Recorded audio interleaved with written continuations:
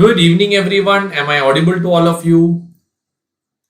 Welcome to the one day before the exam, the ODBE revision, or some of you call it as the LDR revision, last day revision of Forex. I hope your FR exam has been very comfortable, friends. Now, however your FR exam has gone, please do not take that as any signal to affect your AFM exam. Normally, what happens to many of the students is that they will do FR exam good. In that overconfidence, they may end up losing out on AFM. Some people do FR exam bad, and in that depression, they will spoil AFM. Point number one, FR exam is over. You have given your best. You can only do that. You cannot go beyond what your body is capable of, beyond what your mind is capable of. Now, the more you think about FR, the more it will damage your chances in AFM. I do not want that to happen, and hence I decided to come live so that we both can sit here and study Forex together. Once we do Forex together, that hangover of FR will be slowly washed away. Point number one. Point number two, you will also get very clear-cut revision on Forex because I am going to do every question along with the concept. I'll keep on telling you the concept. I'll keep on solving the question so that together as a team, we both can win-win. So friends, shall we begin with today's session on Forex Marathon? I hope all of you are comfortable. My audio, video, everything is absolutely clear.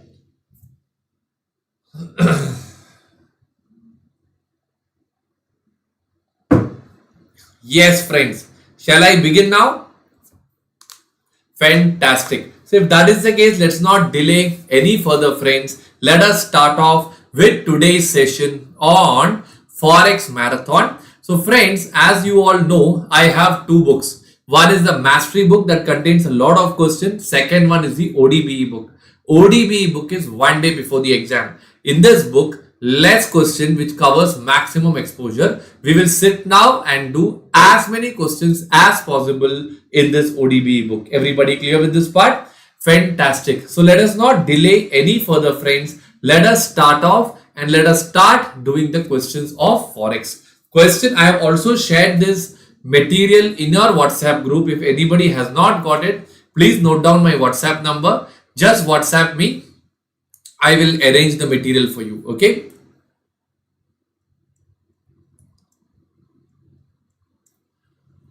This is my WhatsApp number. Okay. Can we begin now, friends? Fantastic. So let us start off with today's session on AFM Forex Marathon. The first question that we are going to do is a question on swap points. Friends, keep this rule in your mind. If swap points are in ascending order, we are supposed to add them. If swap points are in descending order, we are supposed to subtract them. Swap points are nothing but the difference between the forward rate and the spot rate. Everybody clear with this part? So let me start with the first question, which is on swap points. Okay, I'll draw a table. Any question you start with, you should start with working note number 1, basic data. So here they have given you some numbers. So I'll write down particulars. Bid, ask. Point number A will be the spot rate. So the spot rate over here is 66.2525 and your forward rate is 67.5945. Am I right? Friends, down they have given you the 2-month swap and they have also given you the 3-month swap. Now with this data that is already provided in the question, down they are asking you to find out that what will be your forward rate after 2.5 months. So friends, in order to take 2.5 months, what we will do is we will take the average of 70 and 160. Do I get the number as 115 over here? 2.5 month swap. 115 and the other one would be 138. So once you put up this, from this I can go and I can find out the forward rate. So what will be the forward rate? That will be 66.2640 and the other one will be 67.6083. Everybody clear with this part?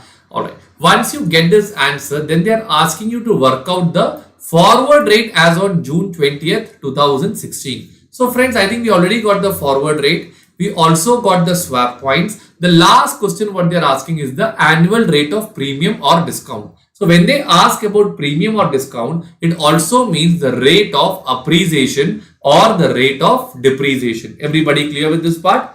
Okay. So now if you're talking about the rate of appreciation means, you look over here, they have given you the forward rate. They have also given you the spot rate. So how we do the rate of premium is, I'll write down over here, the next working note heading, rate of premium. They have asked based on an average rate. So whenever they give you the based on the average rate, for the first one, I will write down the heading as bid rate.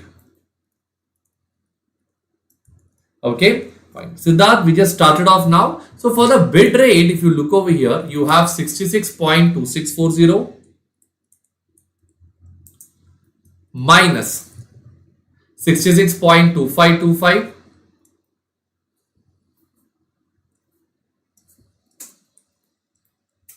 divided by the average of these two. 66.2640 plus 66.2525 divided by 2, that is 66.25825 into 12 divided by what? 12 divided by 2.5. So 66.2640 minus 66.2525 divided by 66.25825 into 12 divided by 2.5. When you do, you get the answer as 0.0833 percentage. This is the rate of premium of dollar.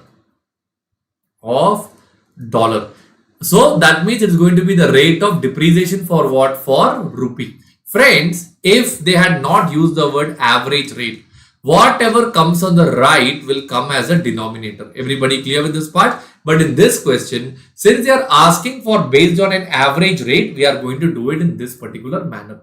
Second one is going to be the ask rate. So now tell me, for the ask rate, what will be the equation? 67.6083 minus 67.5945 whole divided by the average of this, divided by 67.6083 plus 67.5945 divided by 2. Do you get the answer as 67.6014 into 12 by 2.5? Everyone tell me, why am I doing into 12 by 2.5? That is mainly to convert that whole thing into 1 year. Everybody clear with this part? So 67.6083 minus 67.5945 divided by 67.6014 into 12 divided by 2.5. I'll get the answer as 0.0979 percentage. With this, friends, we are done with this first question, which is a question on swap points. It is a question on appreciation, depreciation. It's also a question on the forward rate. Are you all clear with this part now, friends?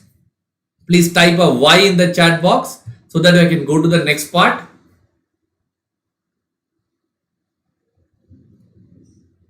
I hope audio, video, everything is absolutely clear.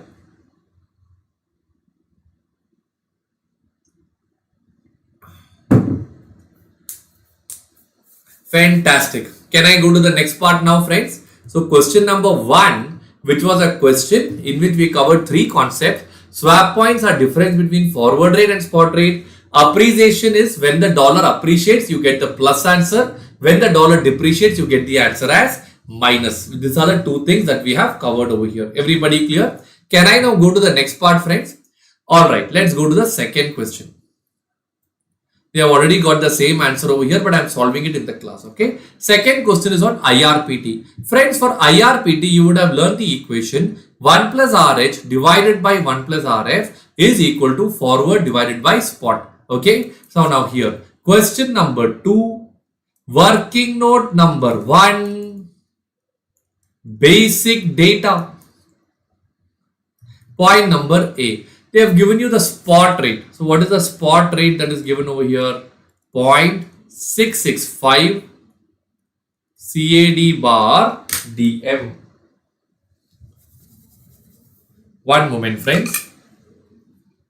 0.665 CAD bar DM. Point number B, they have given you the 3 months forward rate. What is that turning out to be? 0.670 CAD bar DM. Alright. So the duration is given as 3 months. Now they have given you the interest rate.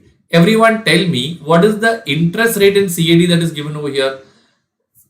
9% per annum, but for us the period is given as how many months, friends? The period is given as 3 months. So what are we supposed to do over here? 9 into 3 divided by 12. I'll get the answer as 2.25%. Same way, I also have the interest available in DM. What is the interest available in DM? Everyone tell me. 7 into 3 by 12. Do I get the answer as 1.75%? From this data, they are asking you whether any arbitrage opportunity is possible. Friends, in an ideal situation, 1 plus RF divided by 1 plus RH divided by 1 plus RF is equal to forward divided by spot. Am I right? So, considering that equation, when you are doing IRPT, I'll go to the next page and I'll write down next working note, arbitrage action to be taken. So, here we'll go by the following step. Step number 1, we'll try to find out theoretical RH or theoretical home interest rate. So, 1 plus RH divided by 1 plus RF. Here, which one is RF and which one is RH, friends? CAD bar DM, right? So, CAD will be RH and DM will be RF. Everybody clear with this part? So, considering this is going to be RH, RF. This is the actual RH. We are going to find out what now? We are finding out the theoretical RH. So, 1 plus 1.75% is equal to forward. What is the forward? 0.670 divided by spot. What is the spot? 0.665.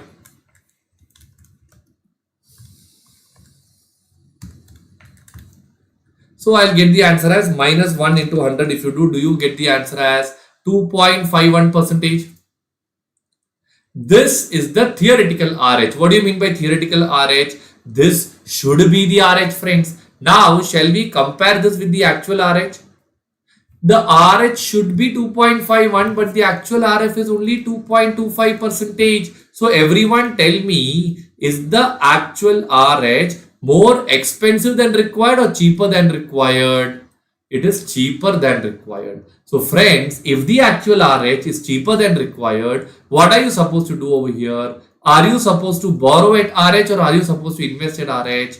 You are supposed to borrow at RH and invest in RF. Or in other words, you should borrow in CAD and invest in DM. Shall we go and cross check this part, friends? Shall I do it? Okay, I'll give you a proof for this one now. So I'll write down a heading called as proof. Friends, this notes I'll share it with you the moment the class gets over. Alright, but scribble down along with me so that you also understand. Alright, so now I'm going to show you how we will be solving this.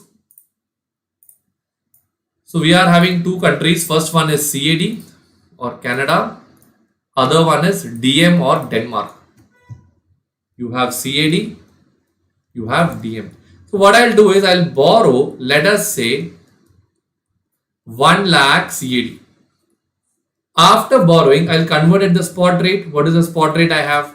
0.665 CAD bar DM. Now when you put the exchange rate like this, will you multiply or will you divide? In this case, you will divide because if you multiply, you get CAD square.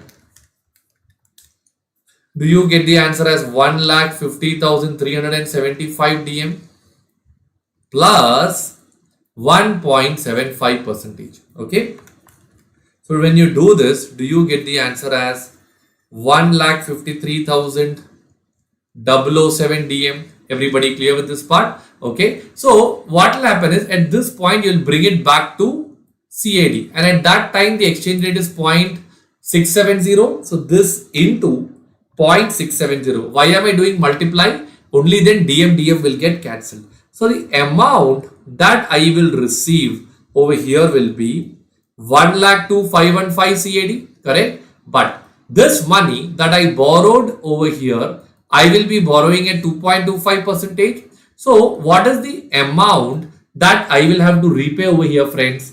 I will have to repay 1,02,250 CAD. Everybody clear with this part? So now interact with me. This is the money that I will repay.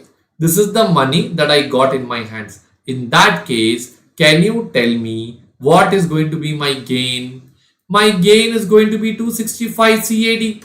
Hence proven that if I borrow in CAD and invest in DM, I will end up making a profit of 265 CAD. Is everybody clear with this part? Type a yes in the chat box. Take 1 minute, interpret this entire thing.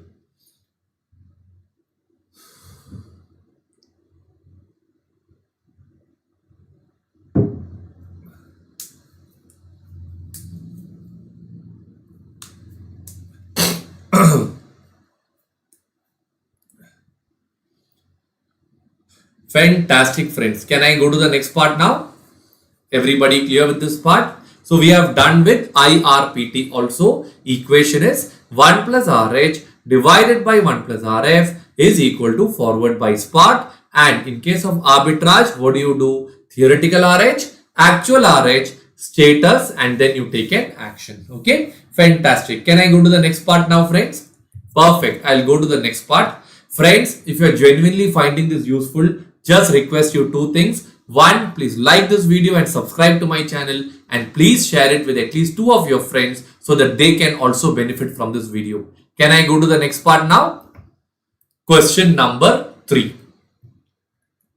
Working note number 1. Basic data. Fantastic. You sold 100 lakh HKD value spot to your customer. Now friends, this is one thing about Forex. We need to learn to interpret these questions. You sold 100 lakh value spot to your customer means who are you over here? You are the bank.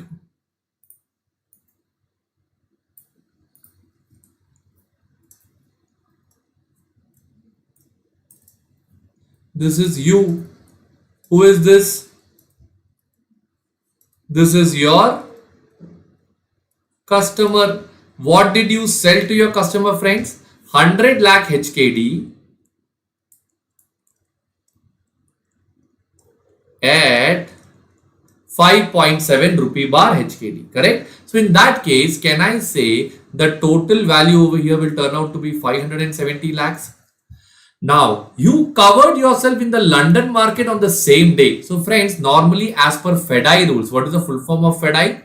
Foreign Exchange Dealers Association of India. Whenever you deal in a foreign currency, you are supposed to cover up on the same day so that the bank does not face any kind of risk. Everybody clear with this part? So now what they will do is, you covered yourself on the London market. Everyone tell me, if you are selling to your customer, how will you cover up in the London market? You will buy 100 lakh HKD at some particular value. That particular value I don't think is right now given over here. We actually need what? We need a rupee bar HKD is what we need over here. Everybody clear? But in the question, they have not given you the rate. Instead, what they have done is, they have given you HKD bar US dollar. They have also given you rupee bar US dollar. But they have not given you rupee bar HKD. Now tell me friends, from rupee bar from HKD bar dollar and rupee bar dollar, how will you go and find out rupee bar HKD? You are going to use the cross rate, my dear friends. How will you use the cross rate? When you do a question using cross rate, you have 4 steps. Step number 1 is called as desired rate. In this question, the bank needs to buy HKD, for which bank being in India has rupees with them. So what is going to be the desired rate over here? The desired rate is going to be rupee bar HKD. Everybody clear? Step number 2. Once you put the desired rate, step number 2 will be whether I should take the bid rate or whether I should take the ask rate. Now to decide that, I will draw the diagram. Friends, don't draw this diagram in the exam. Okay.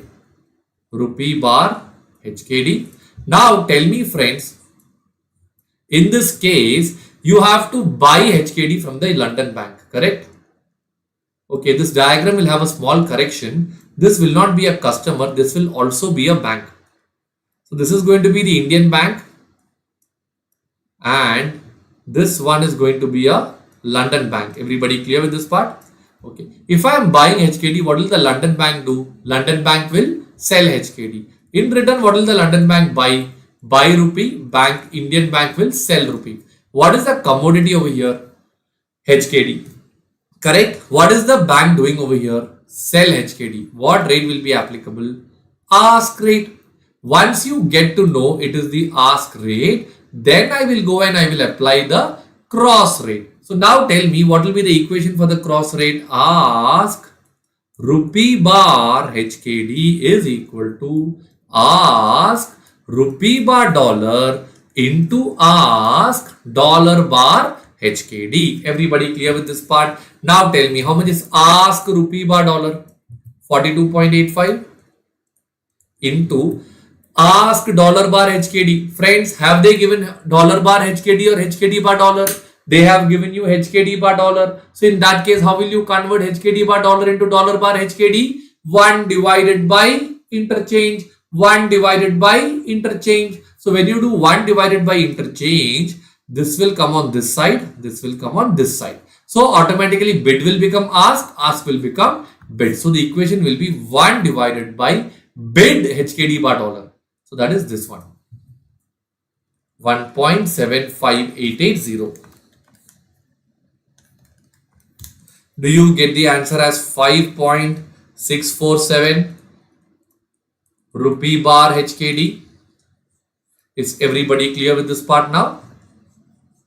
Fantastic. Once you get this as the answer, then I will write down Roman number 4, which will be conclusion. Okay. So now what will happen over here? I'll just go back to the diagram for the conclusion. So here I got the rate. What is the rate I got? 5.647. Correct. So what is 100 lakh into 5.647? 564.75 rupees. So you have sold for 570, bought it for 564.7. You make a gain of how much over here? 5.30 lakhs, friends. Are you all clear with this part now?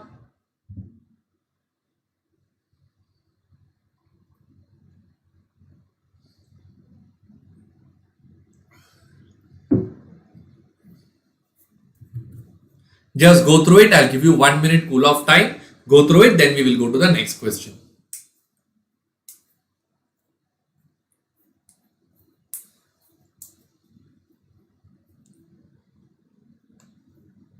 Fantastic. Can I go to the next part now? Ready?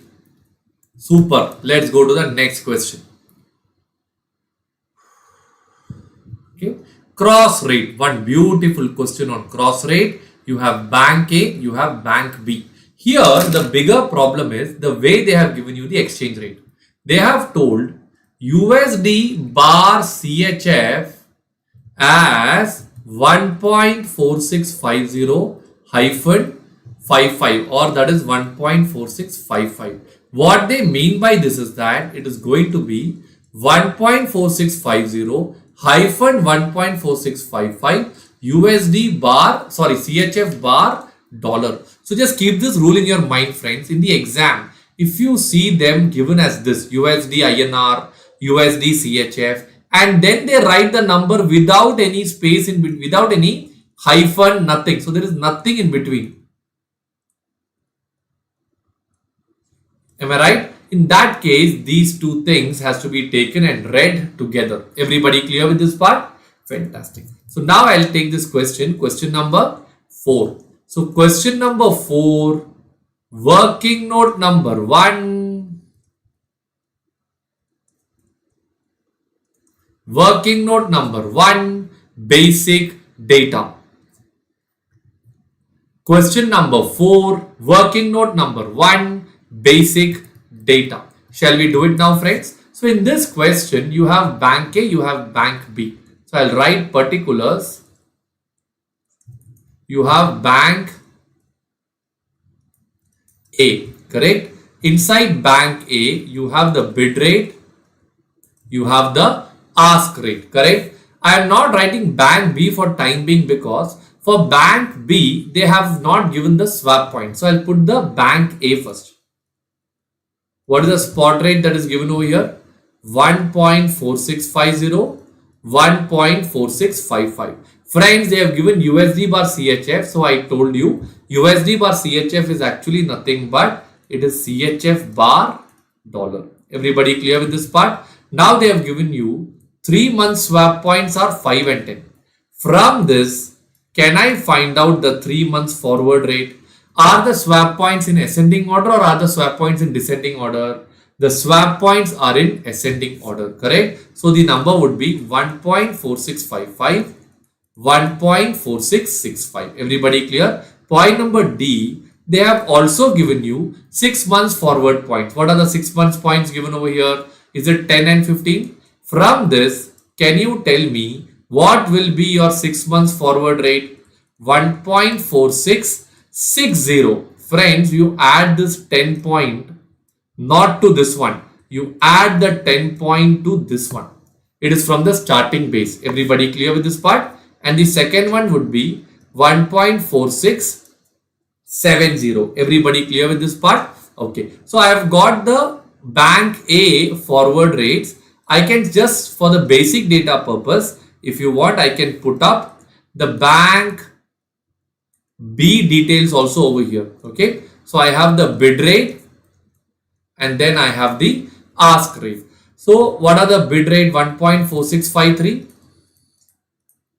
1.4660. Now they haven't given this data, so there can be two assumptions. One assumption is that the same swap point applies over here. Other assumption is that this swap point does not apply over here. Everybody clear with this part? Okay. So now I'll just go down 1.7640. That is the next one. I haven't yet gone to that. Wait. Let's keep it like this so far. So what we have written so far is only CHF bar dollar. This one is CHF bar dollar. Everybody clear with this part? Same way, what I'll do is I'll go to the next page now. I'll write down working note number 2. Now here we'll analyze the second part. The second part is what?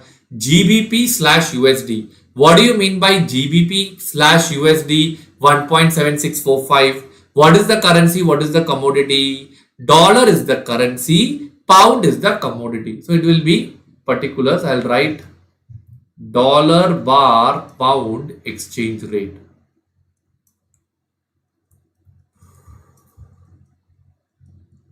Particulars. Then you have bank A and here you have bank B. I am putting the bid rate and then here I am putting the ask rate, correct? So I'll write down point number A, spot rate 1.7645, 1.7660, okay? Other one will be 1.7640 and the second one would be 1.7650. Everyone clear? This is dollar bar pound. Now tell me, they have also given below that the 3 month swap points. Everyone tell me how much is the 3 month swap points? 25, 20. Everyone tell me, are the swap points in ascending order or descending order? They are in descending order. So will you add or will you subtract now? You will subtract. Will you get the answer as 1.7620 and 1.7640. Everybody clear with this part? Next, below this, I will go and write down the 6 months swap point. Everyone tell me what is the 6-month swap point? Is it 35 and 25? Now tell me this 35 and 25, are they in ascending order or descending order? They are in descending order. Will you add or will you subtract? You will subtract. Everybody clear with this part now? Okay.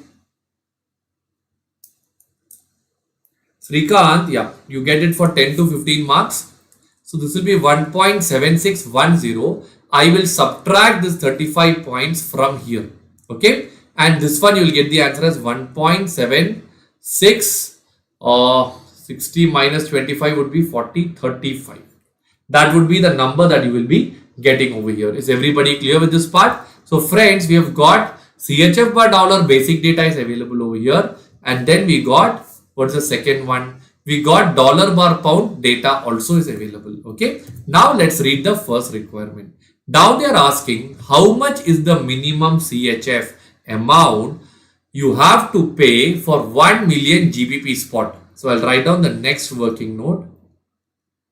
Minimum CHF for 1 million GBP spot. Friends, point number 1. If I am looking for minimum CHF for GBP, what is going to be my desired rate over here? My desired rate is going to be CHF bar pound, correct? For 1 pound, how much is a CHF? Everybody clear? Second question that I would like to answer is, will it be a bid rate or will it be the ask rate? So, in order to understand whether it is bid rate or ask rate, I will draw a diagram like this. Now tell me what is going to happen over here, friends. Step number 1, I am looking for minimum CHF. So I am trying to buy pound. For that I am asking what is the minimum CHF, correct? So I will be selling CHF. What is the bank going to do? Buy CHF, sell pound. CHF bar pound. What is the commodity over here? Pound. What are you trying to do? Sell pound. So what rate will be applicable, friends? Bid rate or ask rate? It is going to be the ask rate. Now tell me, if this is going to be the ask rate, third step, we are going to work out the cross rate. What will be the equation for the cross rate now? Ask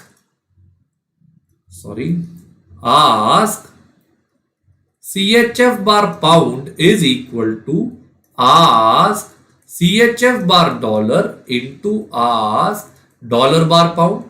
Now tell me, how much is ask CHF bar pound? Ask CHF bar pound, CHF, hold on. We are looking for ask CHF bar dollar. Ask CHF, here it is 1.4655.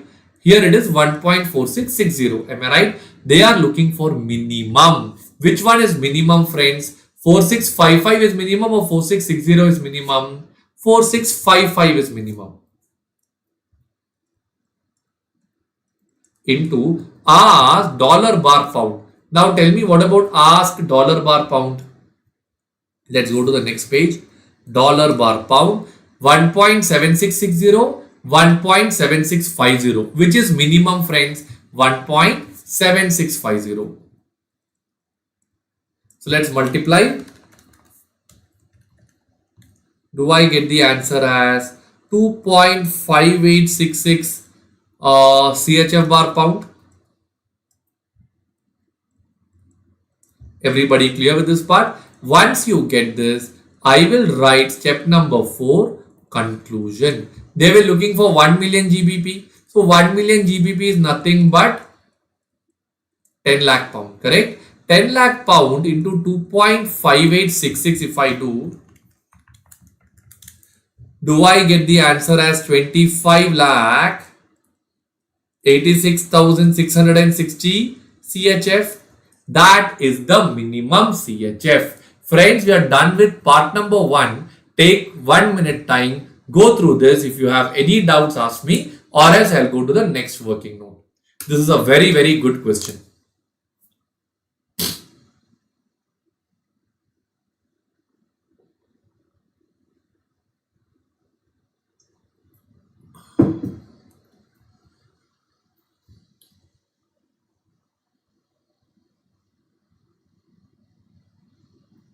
Are you all clear so far, friends?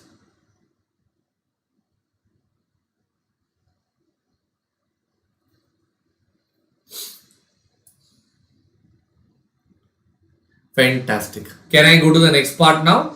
Okay. So I think once we are done with this part, let me go to the second part now. Let's read the next requirement. Considering the codes are from Bank A only for GBP bar CHF, what are the implied swap points? So now they have some criteria. Criteria number 1, it is only Bank A. Criteria number 2, it is only GBP bar CHF. They have given in capital letters, so I should read it the other way around, which is turning out to be CHF bar pound. Everybody clear with this part? Okay. They want to know the swap points. So next working note heading would be swap points. Everyone tell me, how do you work out the swap points? Particulars. You have a bid rate and then you have the ask rate. Am I right? I will start with the spot rate. Then I'll put up what? I'll put the forward rate. Once I put these two things, I can take the swap point. But they want swap point for what, friends? They want swap point for CHF bar pound. Now tell me, my dear friends, in this question, have they actually given CHF bar pound? No, they haven't given CHF bar pound. They have given you CHF bar dollar and they have given you dollar bar pound. Yes or no? From these two things, we are supposed to go and find out CHF bar pound. So we need to use the cross rate. Everybody clear with this part? I'll now show you how we will do this, the cross rate. So I'll put in bracket. This will be step number 1, step number 2, step number 3, and this is going to be step number 4. So the equation that we'll be using over here will be spot bid CHF bar pound is equal to spot bid CHF bar dollar into spot bid dollar bar pound. So now tell me, what is spot bid CHF bar dollar? Spot bid CHF bar dollar is 1.4650, 1.7645, 1.4650, 1.7645. Do I get the answer as 2.58499 or 2.5850?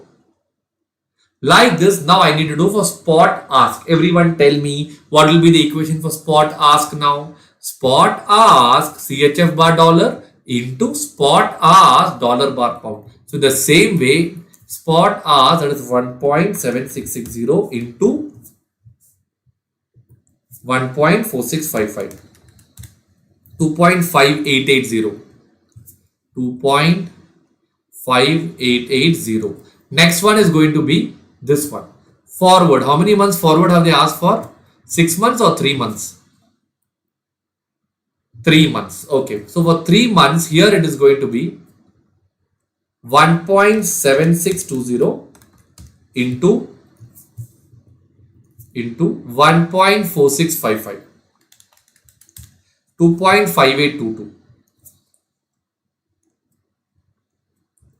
2.5822. And the last one is going to be 1.4665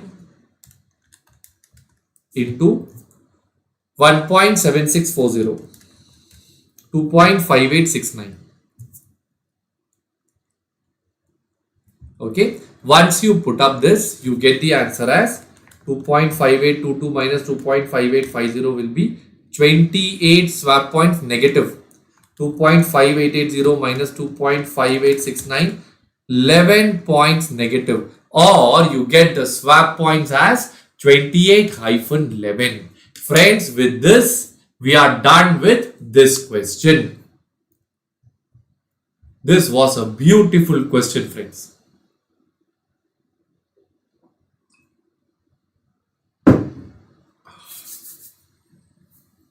Can I go to the next part now? Are you all clear with this part? Friends, we have done some 4 heavy questions now. I hope all these questions are clear to all of you friends. Just put a yes or a smiley. I think it's easier to put a smiley. Just click on the smiley button below and a smiley will come. Whatever smiley comes in front of you, put it off. Okay, just for me to understand that you are also understanding. Can I go to the next question now?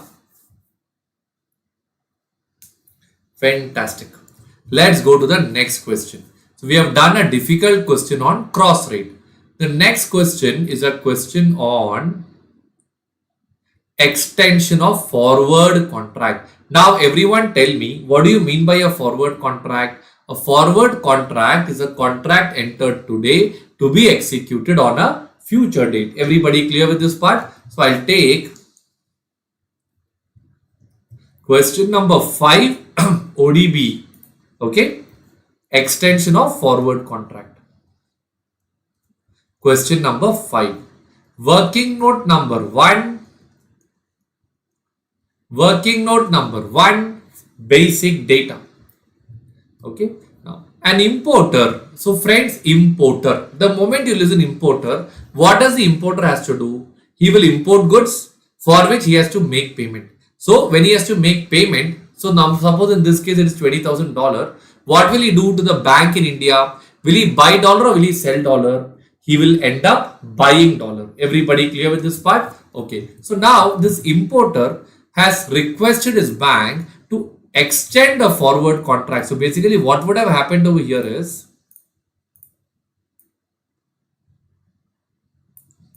original position for this fellow would be forward contract due for maturity on 30/10/2010. Correct? So what is he going to do over here? He will buy $20,000. Okay. He wants to extend this for a further period of 3 months. So 30/10. If you want to extend it, it will be 11/12/1. He wants to extend it to 31/1/2011. Are you clear with this part? Okay. For a further period of 3 months. This is what he is looking at. So right now he will be buying $20,000 at a contracted rate. What is the contracted rate over here? 42.32. This is step number 1. Friends, this contract was due on this date. So now on this date, that is on 30/10/2010, he want to extend it to 31/1/2011. Everyone tell me, how will you extend this contract to 31/1/2011? First, you have to cancel the existing contract. How will you cancel the existing contract? You will sell. So what will you do? You will sell $20,000 at the spot rate. So when you sell dollar, what is the bank doing? Bank is buying dollar. If the bank is buying dollar, what rate will be applicable over there? It will be the bid rate. So spot bid rate. What is the spot bid rate? 41.50. So the moment he buys this, okay, what will happen? His original contract would have got cancelled. Yes or no? After this, what is he going to do? He will have to extend. How will he extend the contract?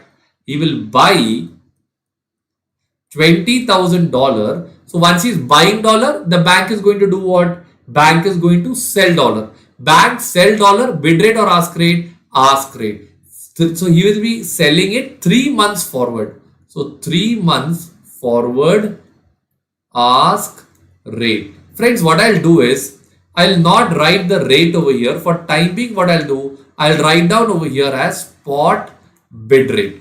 Why I'm putting it this way is because there is an exchange margin or there is a commission involved. So without considering the commission, if I do it, that will go wrong. Everybody clear? So there are 2 steps. Step number 1, I'm supposed to sell it at the spot bid rate.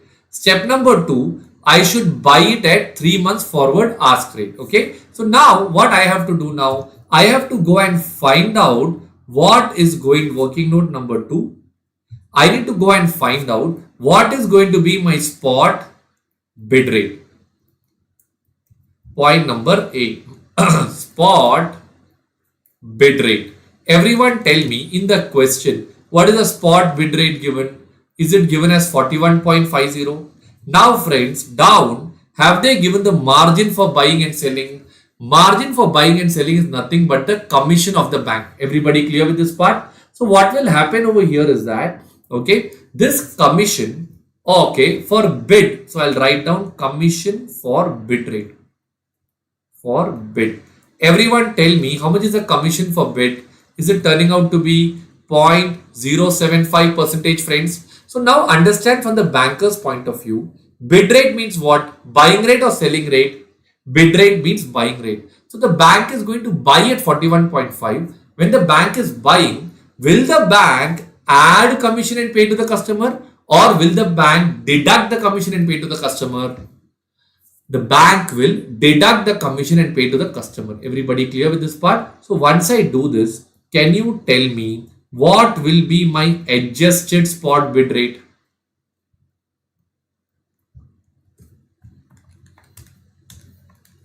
Do I get the answer as 41.46 rupees per dollar? Yes. Somebody has asked a question. Will the margin come? Sarvamangala, you have asked a question. So, will the margin come on 30th date? No. They have used the word contracted rate. Now tell me, Sarvamangala, what do you mean by the word contracted rate? Contracted rate means that is the rate, including commission. Are you clear with this part? After I got the spot bid rate, the next working note will be 3 months forward ask rate. Okay. So point number A. What is going to be my spot ask rate? What is my spot ask rate? Is it turning out to be 41.52?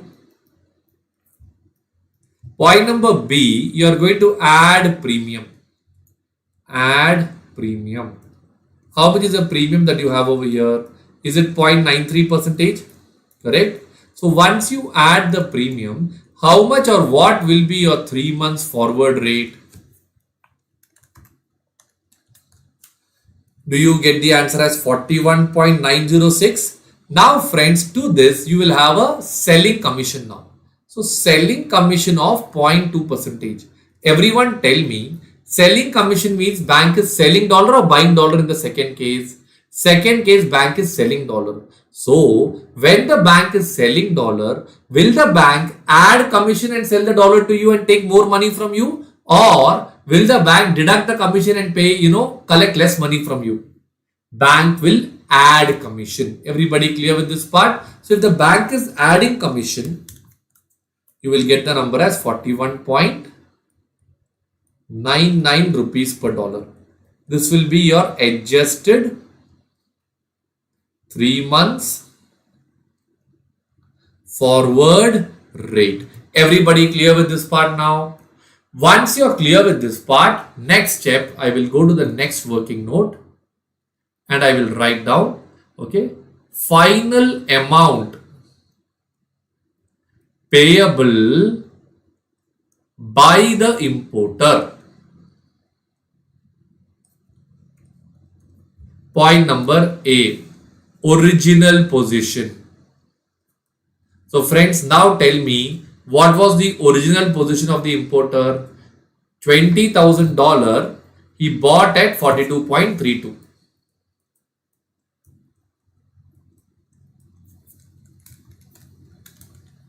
Do you get the answer as 8,46,400? Point number B, action to cancel. So how did he cancel it, friends? $20,000 at 41.46. So the customer did what? He sold 8,29,200. Now tell me, in this case, will you make a gain or will you make a loss?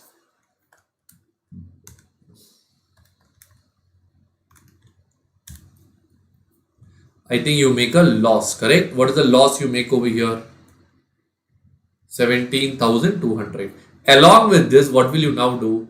Action to extend. How will you extend, friends?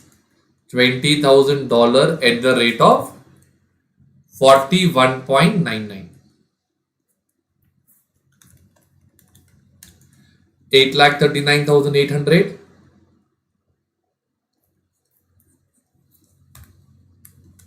Do you get the answer as 8,57,000? This will be the total cost to the importer. So friends, we are done with this question also. Are you all clear with this part, friends?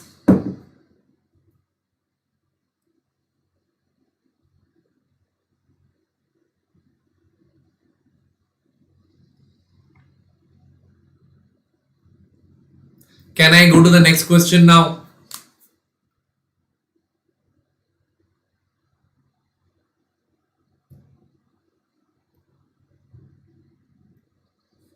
Perfect, friends. I'm going to the next question now. Shall I go to the next one? Perfect. All right.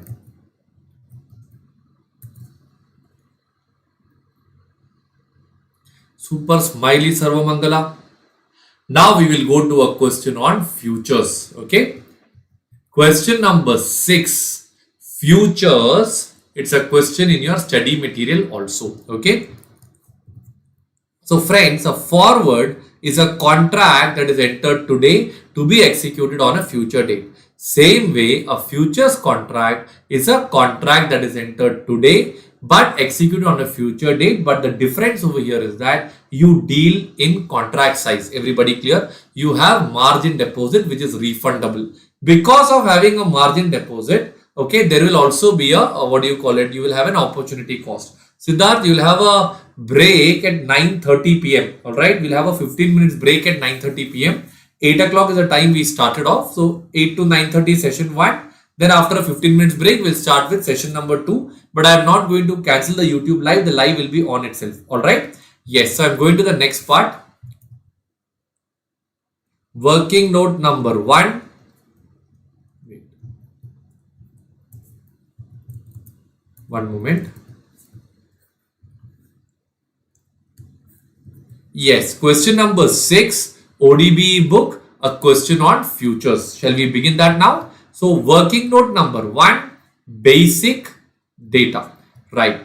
X has to receive $4 lakh after 3 months.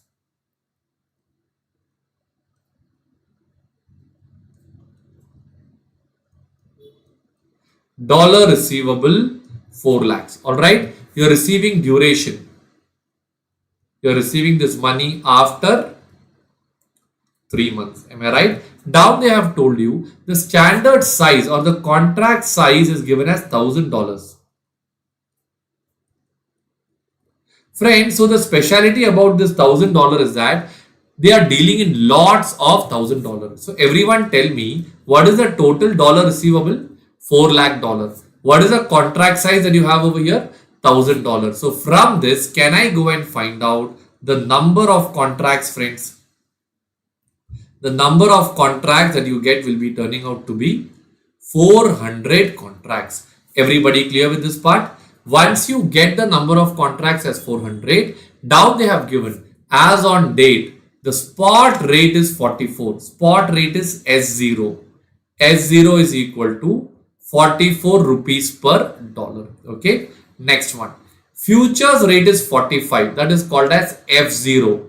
45. Or the meaning of F0 is that it is a contract entered today to be executed after 3 months. Everybody clear with this part? Next one.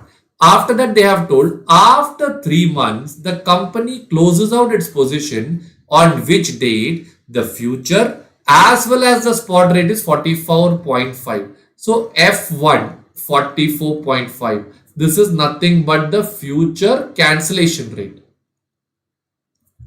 And similarly, S1 is also equal to how much? 44.5. Everybody clear with this part? Okay. So the data is given. From this, they are asking you how much money the company will receive. Friends, in case of forward receivable, you have 3 steps. The 3 steps are sell forward, buy forward, sell spot. And in case of forward payable, also you have 3 steps: buy forward, sell forward, buy spot. Here, since it's a future, we will have the same 3 steps: sell future, buy future, sell spot. But one problem is that when you deal in future, you also have the number of contracts. Am I right? So the step number 1 will be number of contracts. Friends, exam point of view, you should find out the number of contracts, but the number of contracts should be a showcase item. Why do I say it's a showcase item? That should be found out, kept it in the showcase itself. Never use it after finding number of contracts in the exam, because that will create a lot of confusion for all of you. Everybody clear with this part? So now I will write down working note number 2, amount received under futures. So what is going to be step number 1 over here now? Step number 1 will be sell. Step number 1 will be number of contracts. So everyone tell me what is the number of contracts that we already have found out over there. Have I got the answer as 400 contracts? Yes. After this, I will put step number 2. The step number 2 is called as sell futures. So now tell me, when you are selling future, what will be the number that you will get over here? I am going to sell $4 lakh at the F0 rate. What is the F0 rate? Is it 45 rupees per dollar? Do I get the answer as 180 lakhs? Everybody clear with this part? After this, what will be step number 3? Step number 3 will be buy futures. So what will you do in buy futures? You'll buy the same $4 lakh now at F1. So let me just put it in the bracket so that you don't get confused. This is F0, this is F1. So that turns out to be 178 lakhs. Now tell me, friends, are you going to make a gain or are you making a loss? You are making a gain. What is the gain that you are making over here? 2 lakhs. After you make this gain of 2 lakhs, the next step is going to be sell spot. Now tell me, friends, at what rate will you be selling at spot? S1. So here it will be $4 lakh into 44.5. Do you get the answer as 178 lakhs? So now, once you get this answer, your total inflow will turn out to be 178 lakh plus 2 lakh, or will you get the total value as 180 lakhs? That is the total inflow that you get under the futures contract. Is everybody clear with this part, friends? We are done with this question also. Friends, take a minute, go through this. If you have any doubts, let me know. I'll come in 30 seconds. I'll just get some water and come back.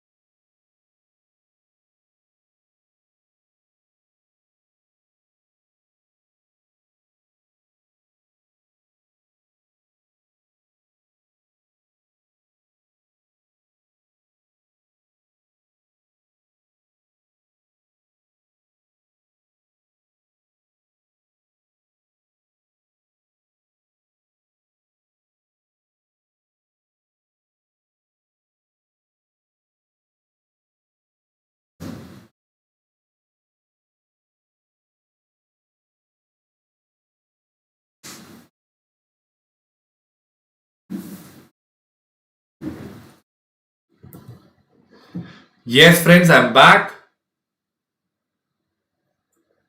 Can I go to the next question now?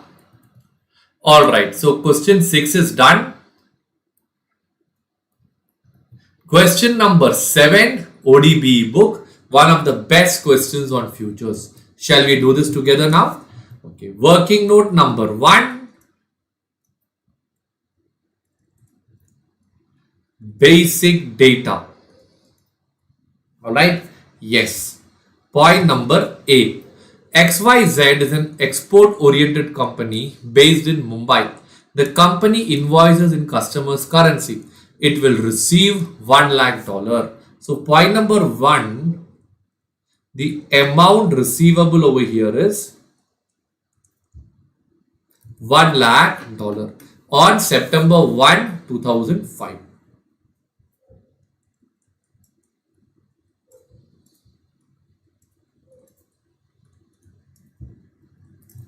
Alright, next part. Following information is available. That is after 3 months. So what is the duration that is told over here? 3 months. Friends, ideally we can do a reverse working. June, July, August. Then comes September. So that means today's date is actually June 1st. So June 1st, June, July, August 31st. Then you get September 1st. Everybody clear with this part? Okay. I'll go to the next part now. So here down when you go, they have given you the spot rate. What is the spot rate? 0.02140 dollar bar rupee is 0.02140 dollar bar rupee. Friends, are you feeling comfortable seeing the exchange rate as dollar bar rupee? Don't feel uncomfortable. If you feel uncomfortable, imagine it is 0.02140 dollar bar masala dosa or whatever product we have discussed in the class, friends. I don't remember what food item I have discussed in your class. Whatever it is, you imagine that in your mind, but don't sit and convert. You'll waste a lot of time. Now tell me, friends, 1 month forward is relevant or 3 months forward is relevant? For us, since the duration is 3 months, only the 3 months forward rate is relevant. So what is the 3 months forward rate? 0.02127 dollar bar rupee. Everybody clear with this part? Okay, next part. After I put the forward rate, contract size 4,72,000 rupees. My dear friends, last question, receivable was dollar. Contract size was dollar. It was easy. This question, receivable is dollar. Contract size is rupee. This will make your life miserable. Okay. Now we'll go to the next part. 4,72,000 rupees. They have given you futures for June, futures for September. Future means what, friends? It is a contract entered today to be executed on a future date. So that is for September. So F0 will be for September. That is 0.02118 dollar bar rupee. Everybody clear with this part? Now, down they have given you the margin for June, margin for September. Which margin is relevant for us? Margin for September. How much is that? It is 15,000 per contract, and you will have the interest rate over here will be how much, friends? It is going to be 8% per annum. All right. Now, on September 1, 2005, that is on the due date, the spot rate is 0.02133. So I'll write down the next one. S1 is equal to 0.02133 dollar bar rupee. And what is the F1? Everyone tell me. F1 is going to be 0.02134. Okay. So the data is all given. From this data, they are asking you which of the method is most advantageous. Forward is better. Future is better. Not hedging the risk is better. So tell me, friends, from these three parts, which one are you supposed to do? Forward, future, or no hedging? Which is the easier one to do it fast? Fast, you can do forward and no hedging. So let me start with that. Gokul, it was biryani in your class. Fantastic. Working note number 2. Amount received under forward contract. Point number A. Dollar receivable. So what is a dollar receivable? Everyone tell me. Is it turning out to be $1 lakh? Yeah. Point number B. I will take the 3 months forward rate. Luckily in this question they have not given you the bid rate or ask rate. Had they given the rupee bar dollar or dollar bar rupee is given in this question, right? If they had given bid rate or ask rate, can you tell me, will it be the bid rate or will it be the ask rate in that case? I will receive dollar. I will sell dollar. Bank will buy dollar.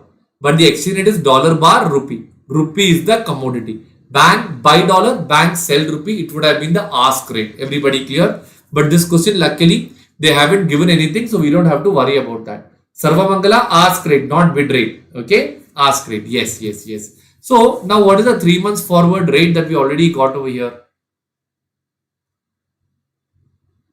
0.02127.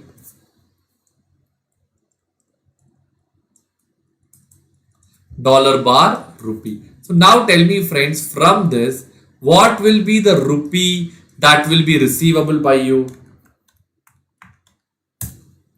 Will you get the amount as 47 lakh 1457 rupees? Okay, everybody clear with this part? Okay, that is under forward contract. Next to working note, amount received under no hedging. So this one is also very easy. Under no hedging, I have $1 lakh divided by, what is the spot rate? 0.02133. Dollar bar rupee. So what do you get the answer over here as? 46 lakh 88,232 rupees. Friends, take 1 minute, just go through this. Then we will start with futures contract. Okay.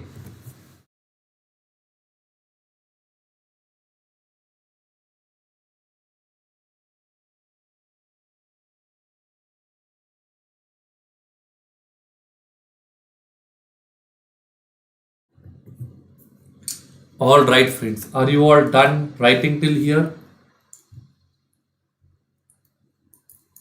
All right. Wedding video and work light.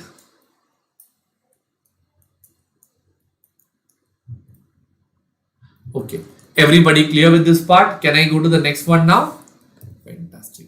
The next working note will be amount receivable under future. Amount receivable under future contract. Now, everyone interact with me. Is this a future receivable or is this a future payable?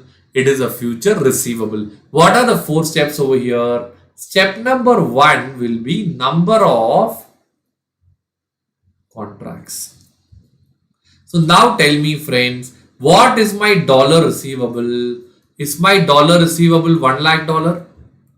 Now tell me point number B, what is the, not S0, I should use the F0, the future rate. So what is today's future rate? 0.02118. Alright. So when you divide with this, what will be the rupee receivable by you? Can you tell me? Do you get the answer as 47,21,435 rupees, friends? Fantastic. After this, we will put the contract size. Now, everyone tell me what is the contract size? 4,72,000 rupees. From this, can you tell me what will be the number of contracts? Do you get the answer as 10.00304,092 contracts? Friends, this is the only one page in the entire AFM where I will request you to put at least 5 to 6 decimal, because this is used for apportionment purpose. Okay. After we write down this, we will draw a chart. This chart will have 3 layers. How many layers? 3 layers. One layer will be contract. Remaining 2 layer will be the currencies given in the question. For example, in this question, one currency is $1 lakh. Second currency is rupees. So these are the 2 things that I will be taking. Everyone clear? So I will now put a diagram. The diagram will go like this. Total 10.00304,093.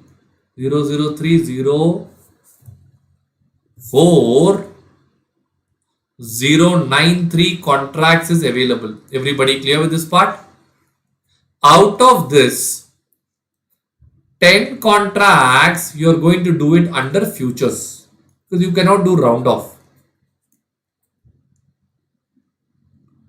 So in futures, and here it will be, I can put either forward or no hedging. I'm doing this question using no hedging. Under future, I can enter into 10 contracts, correct? Under no hedging, I will enter into 0.003 04093 contracts. Now, everyone tell me how much is the rupee receivable over here? 47 lakh 21,435, correct? This I will divide it by 10.00304,093 contracts, and then I'll apportion it for 10 contracts. So when I do it like this, I'll get the number over here as 47 lakh 20,000 rupees. This much rupee will come under future contract. Everybody clear? And the balance money. What is the balance money? 1435 rupees is going under no hedging. Same way, total dollar receivable is $1 lakh. 1 lakh divided by 10.003 04093 into 10 contracts. When I do, I'll get the number over here as $99,969.60. This will come under future. Balance $30.40 will go under no hedging. So friends, every time you get a question where receivable or payable is in dollar and the contract size is in rupee or some other currency, you will have to draw this chart. This chart will contain 3 layers. Layer number 1, number of contracts, then you will have rupees, and finally you will have dollar. Is everybody clear with this part now? Fantastic. Once you are clear with this part, I'll go to the next one. So there are 4 steps. What is step number 1? Number of contracts. What is step number 2? Sell future. So now I will write down step 2. Sell future. Now friends, in future, I will end up selling how many dollars? Will I sell $1 lakh or $99,969.6? I will sell only $99,969.6 divided by the F0.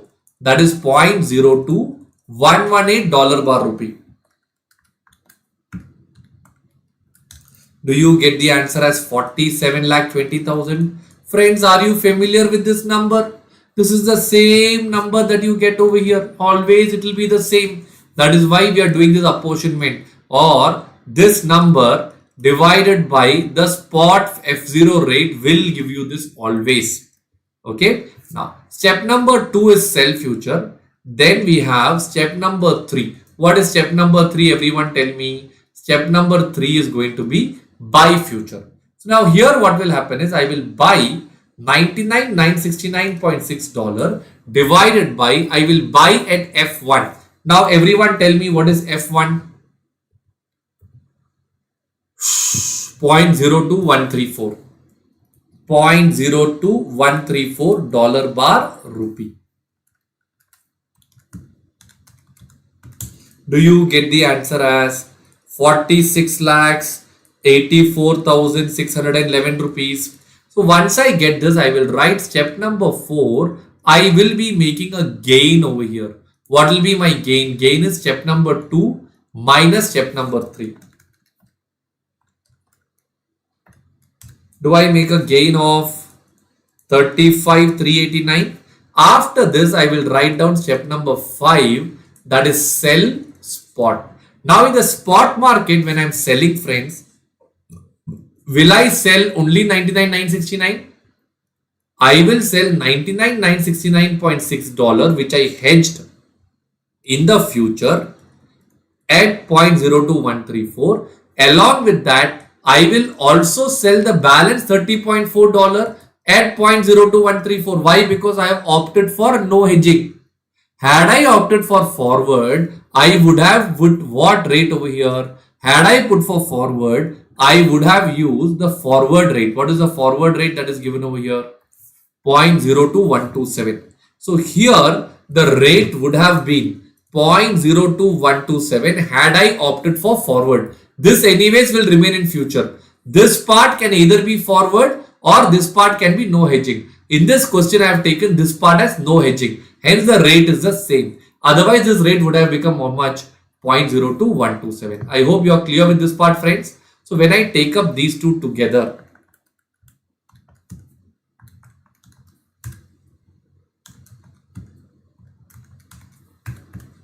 do I get the answer as 46,86,035?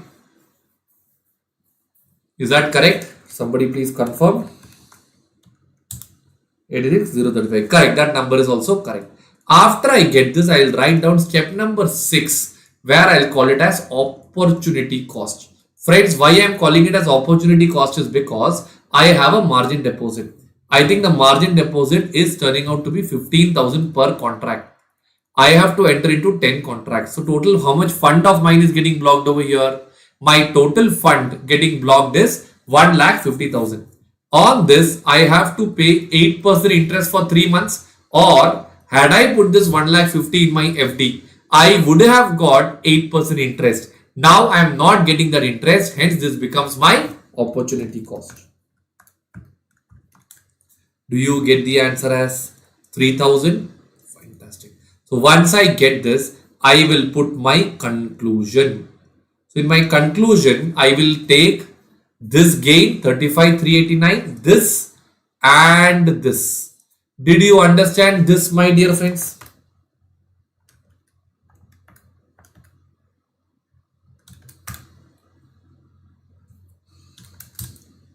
$47 lakh 24,424. Hold on, I think I made a small mistake. This is an opportunity cost. I should minus this part. Sorry. So it will be 1 minute.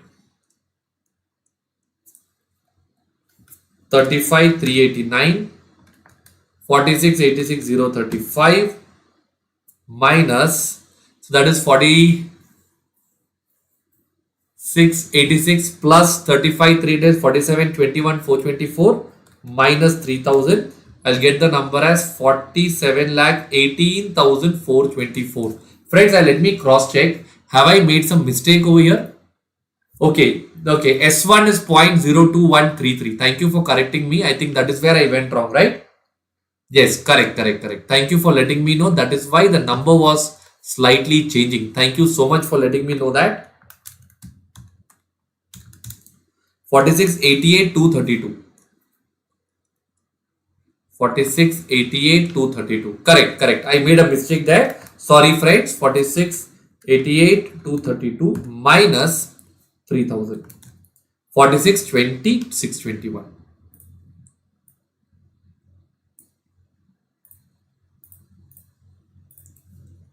47,20,621. So friends, thank you for correcting me, friends. That's it. I think that was where I made a small mistake. I hope you're all clear with this part now. Friends, take a minute. This was a little bit heavy. Take a minute, go through it. If you have any doubts, let me know.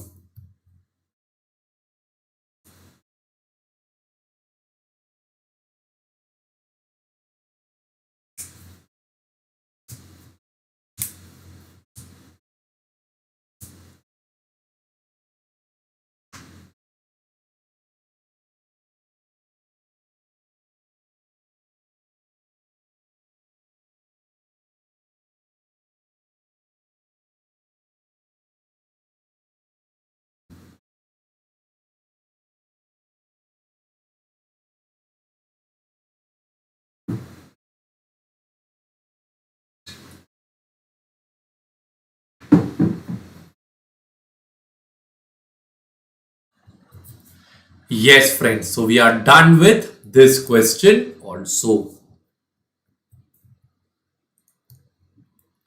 Are you all clear with this part, friends? Yes, it's 0.02133. Thank you for letting me know. So we are done with, I thought that was 0.02134. It was a number that just came in my head. That was wrong. Thank you for correcting me. Are you all done writing till here, friends? Sarva Mangala, super smiley. Can I go to the next question now? Next question is money market hedging. Beautiful question. Shall we do that question? After this question, we can take a short break. Will that be okay? Yeah.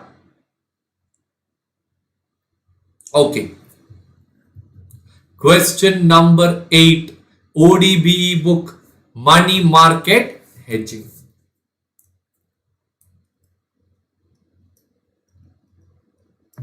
Working note number 1. Basic data. You are in UK. You have to receive $350,000. So basically, this fellow is in UK and he has a receivable in dollar. So there are two countries over here, friends. What are the two countries? Everyone tell me. First one is UK. Second one is US. You have a receivable of $350,000. So friends, in that case, credit period is 3 months. Alright. Now they have given you this bid rate, ask rate, deposit rate, etc. They are asking you how you can put a money market hedging in place. So friends, tell me, do you have a receivable or do you have a payable? You have a receivable. Receivable is what? Is it an asset or is it a liability? It is an asset. If you have an asset, what will you do in US if you are going for money market hedging? You will create a liability. How will you create a liability?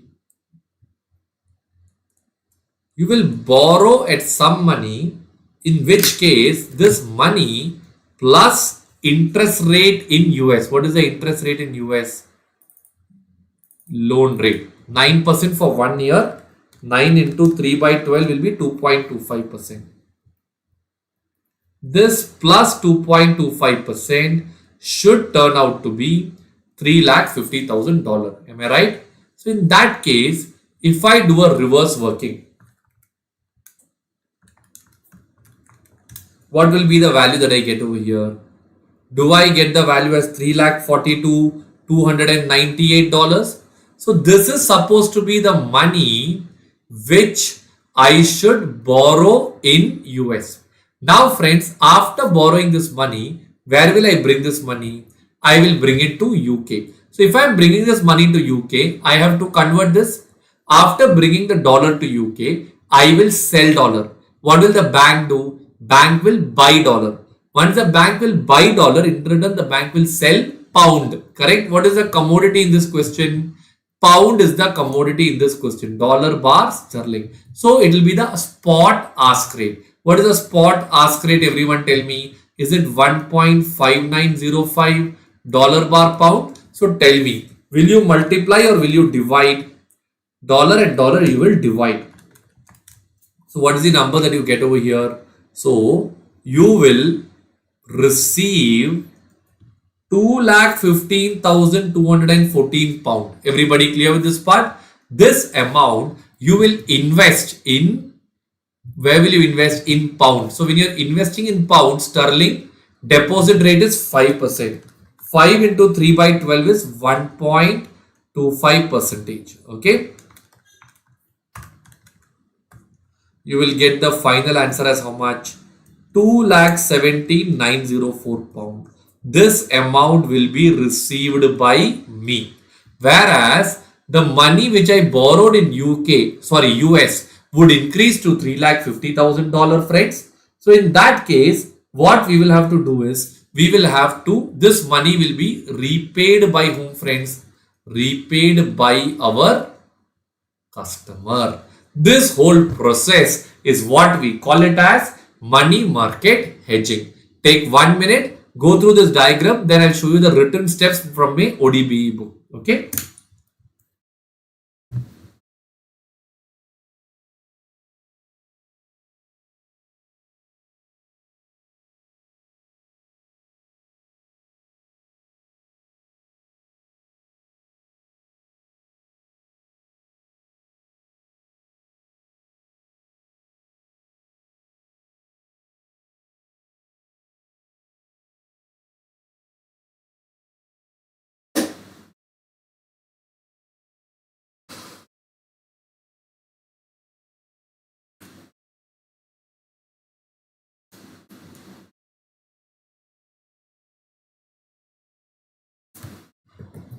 Alright friends, I'll quickly show you the solution of this part now.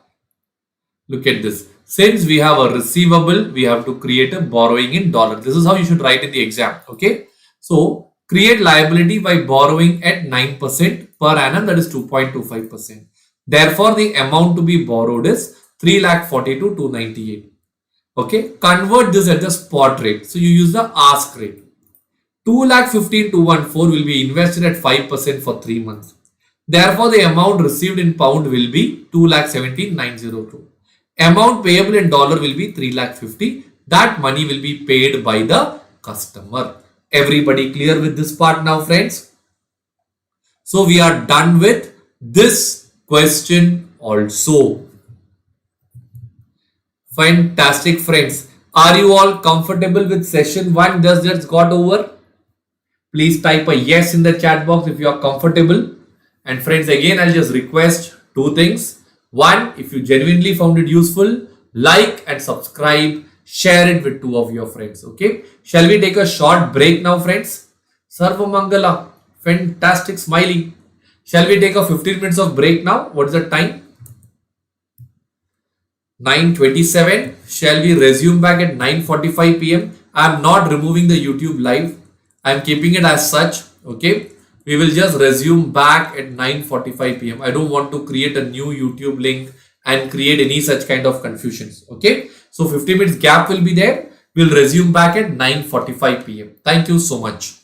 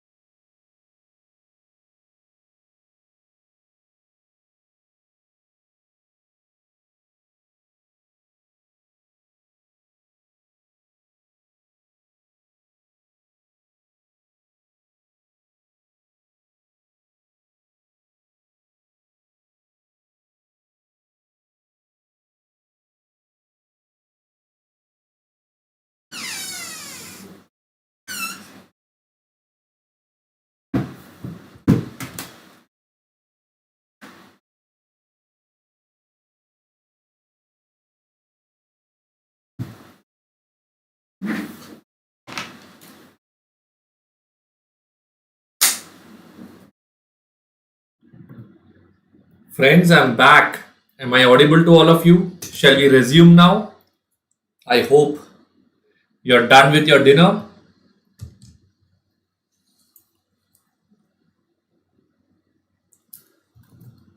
Fantastic, friends. Just type a yes in the chat box, after which we will continue with the next session.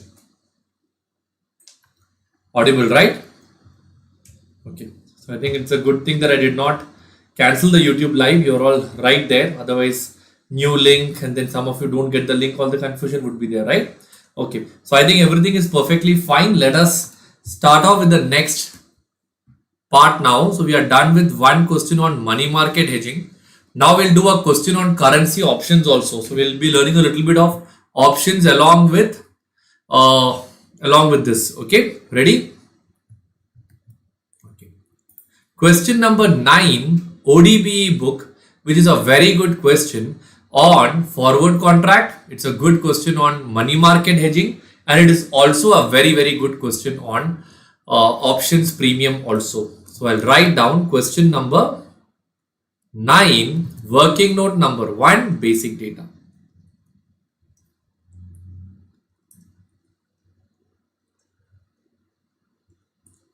Working note number 1, basic data. Spot rate is given.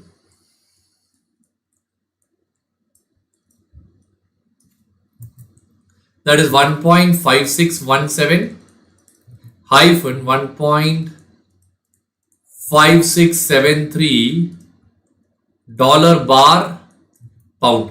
Same way, they have also given you the 6 months forward rate. What is the 6 months forward rate? 1.5455 hyphen 1.5609 dollar bar pound. Okay. Then they have given you the borrowing rates and they have given you the deposit rates. So I put the forward rate down. They have given you data about currency options. We'll put that later. Let me start with the first one, that is the forward cover. So I'll write down working note number 2. Amount payable under which market, friends? Under the forward market. Okay. So what will happen over here is, friends, they are doing it for a payable amount is how much? $364,897.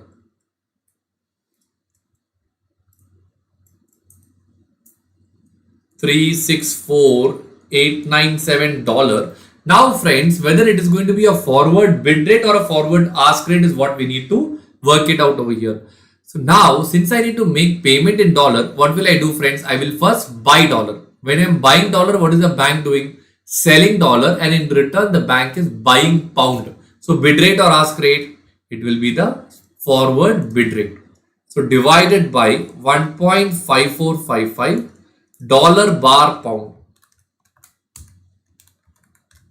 Do you get the answer as 2,36,103 pound over here?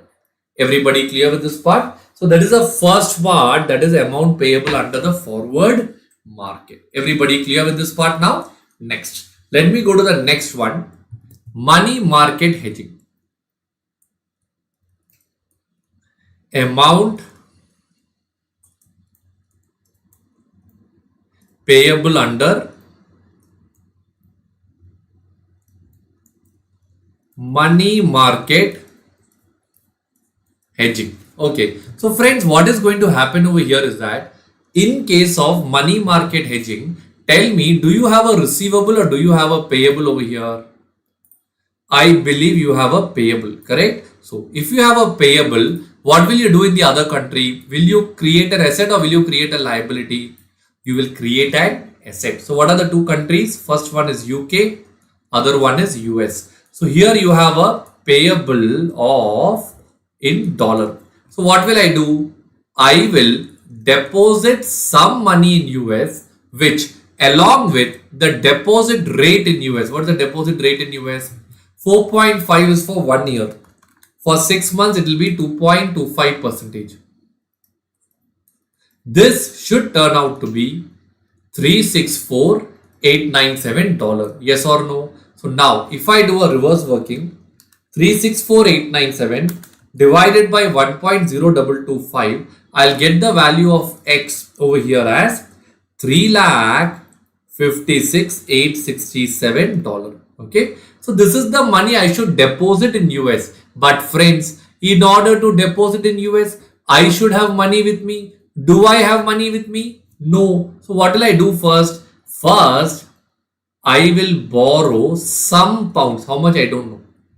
After I buy this pound, I will have to convert this into dollar. How will I convert? I will give the pound to the bank. Bank will buy the pound. Pound is the commodity. Spot bid rate. So I will convert it at the spot bid rate 1.5617. And once I am converting, what will I get in my hands?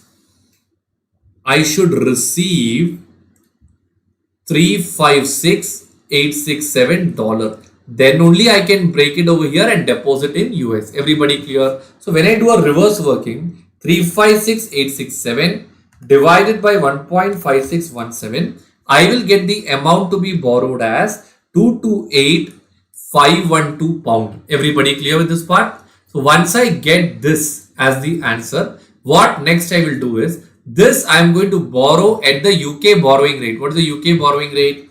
7%. So 7 means that will be 6 months will be 3.5%. How much money will I end up paying over here now? Do you get the answer as 236,510 pound? This will be the amount that will be paid by A Limited. Now, this is the amount that you deposited. This money will be used to settle the supplier. Everybody clear with this part now? Take 1 minute, go through this.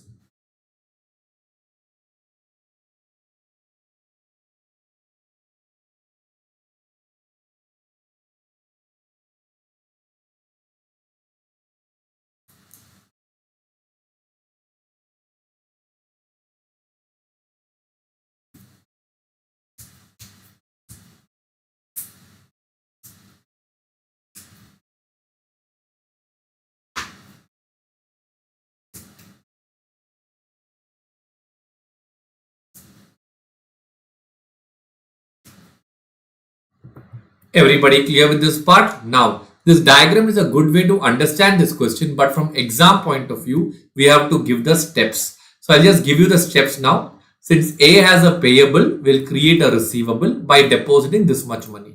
In order to deposit this, we need to first borrow 228,512 pound and pay 236,510 along with the interest. This with the interest will turn out to be 368,4897, which will be used to settle the supplier. These are the steps that you are supposed to write in the examination. Everybody clear with this part? Summary is also given over here. Everyone clear with this part, friends? So we are done with two parts. We are done with forward. We are also done with money market hedging. Now we are going to do currency options. Analysis of additional information. Friends, if you are yet to revise options, this part you can do it even after that. Now just listen to me. Okay. So I'll now go to point number A. So what is there in point number A? They have given you the contract size 12,500 pounds.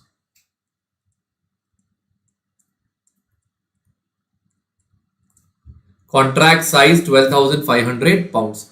Option premium for GBP at a strike price of 1.7. So the strike price or the exercise price, sorry, it's CE, is equal to 1.70 dollar bar pound. Everybody clear with this part? Next, they have told you the call premium is 0.037 dollar.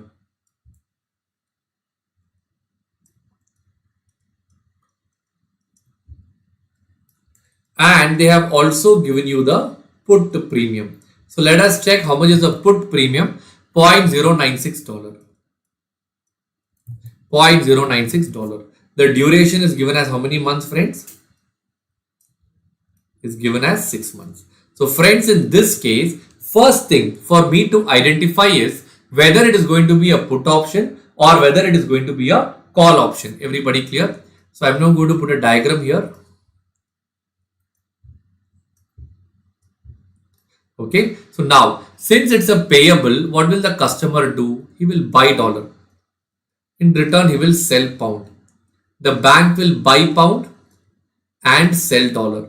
The exchange rate is dollar bar pound. What is the commodity, friends? Pound. What is the bank doing? Buy pound. What is the customer doing? Sell pound. So here it will be what rate? It will be the bid rate from the bank's point of view. Since the customer is selling pound, customer will need a right to sell.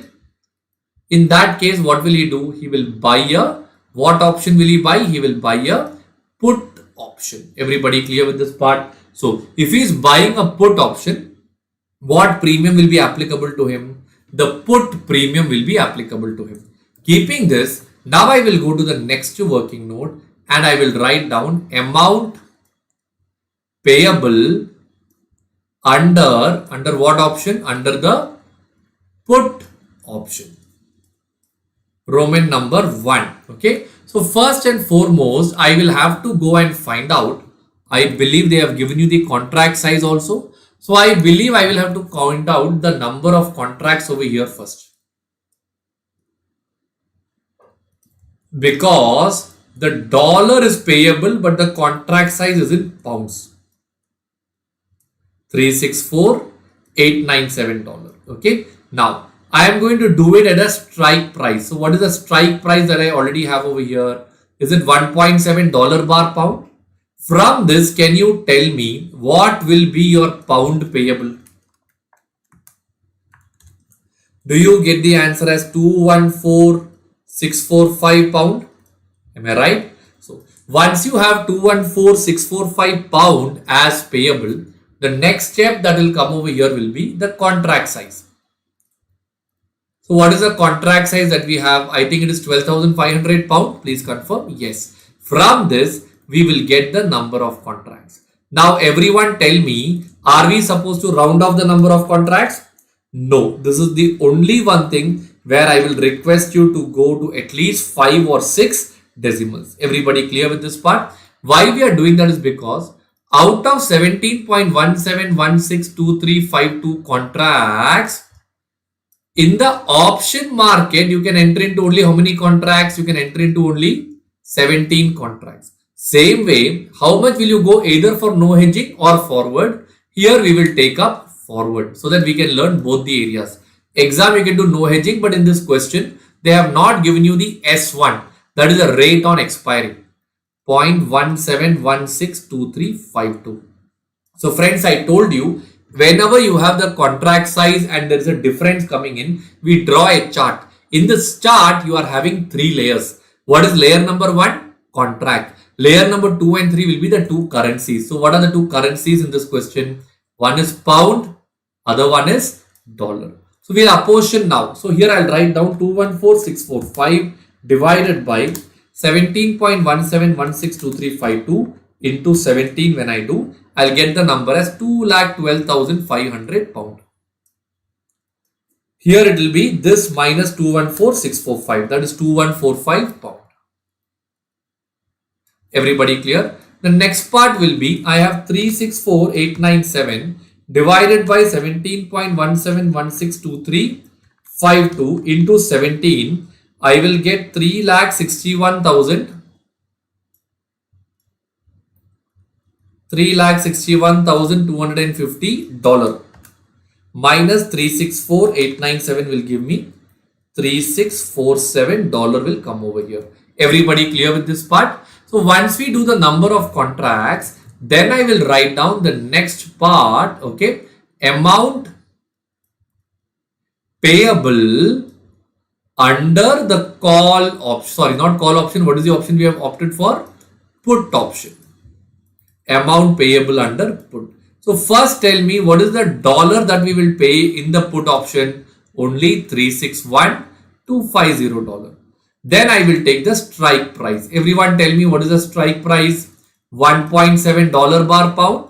Therefore, what will be the pound payable? Everyone tell me. Will you get the answer as 2,12,500 pounds? Everybody clear with this part? So friends, are you familiar with this number? This will always be this number. Even in the previous question, it was the same. Yes or no? Once you get this, the pound part is over. Now, the balance money is payable under what? Under forward contract. So what will be the amount that will be payable under forward contract? How many dollars are we paying under forward contract? $3647. Now tell me, will you use the forward bid rate or will you use the ask rate? We have already got the answer. It is going to be the bid rate. So what is going to be your forward bid rate? Everyone tell me. 1.5455. Okay. So when I put it like this, here you got 2,12,500. That is part 1. Let's multiply and see. 3647 divided by 1.5455. I'll get the number as 2360 pound.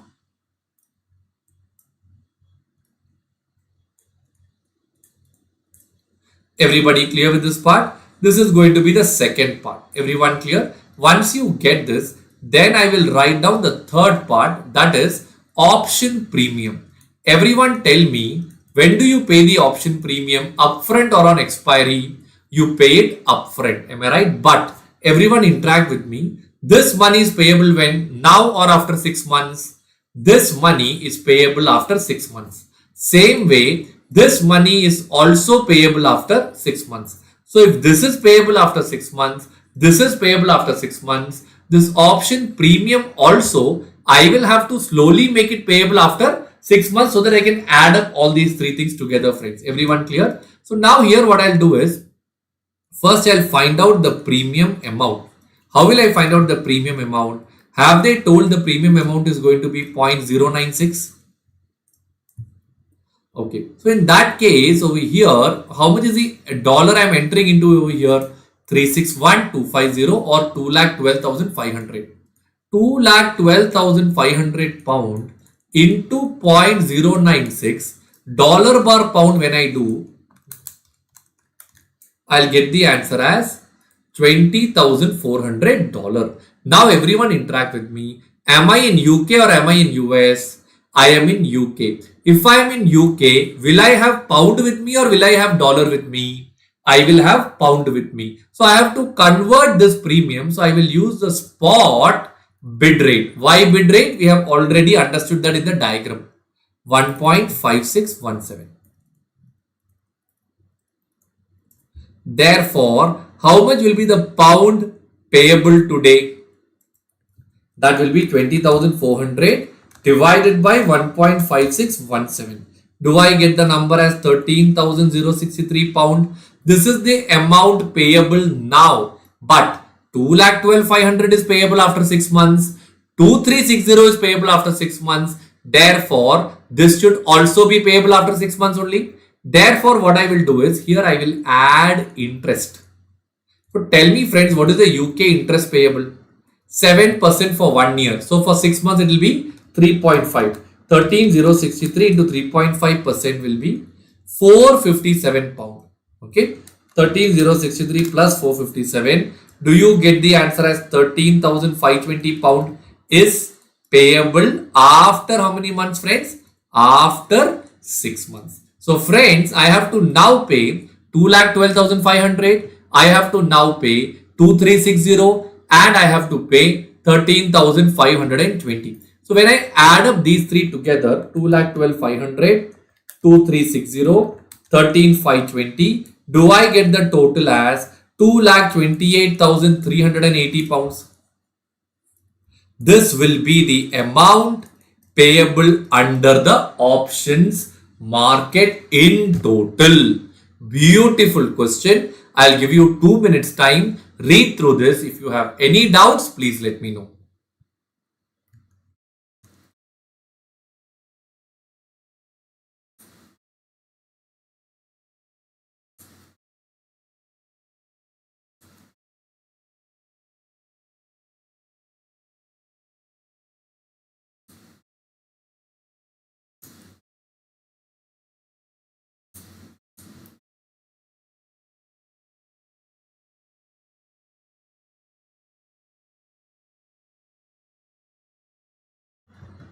All right, friends. Are you all done writing till here, friends? Have you understood this part?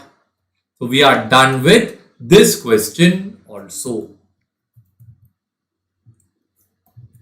Shall I go to the next question now, friends? Are you all comfortable with the pace in which we are going? We are doing some of the best questions in your study material, friends, so that in less time you get maximum exposure.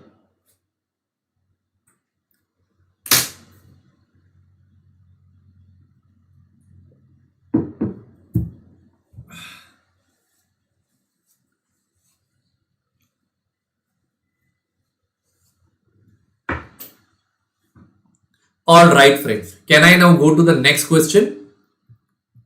Question number 10, ODBE book, a beautiful question on transaction exposure and operating exposure.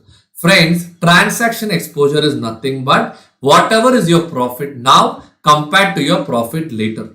Operating exposure is nothing but it is a transaction exposure, but after considering price elasticity also. Let us try doing this question now. Question number 10. Working note number 1, basic data. So, Messrs. Omega exports air condition to Germany after importing from Singapore.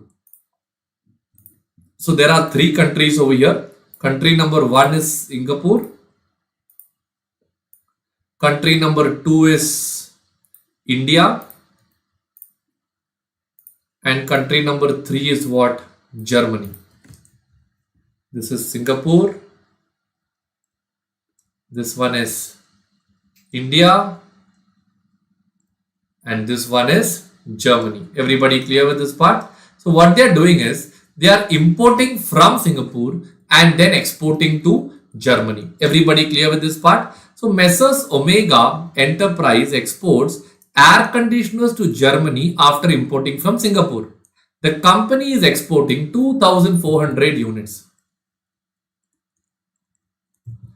Exporting at a price of 500 euros. The cost of imported component is 800 Singapore dollar. The cost of, okay, that's what fixed and variable cost is 1000 and 1500 per unit. So 1000 per unit, 1500 per unit. Okay. So what is the total you get per unit? 2500 per unit is what comes over there. Okay.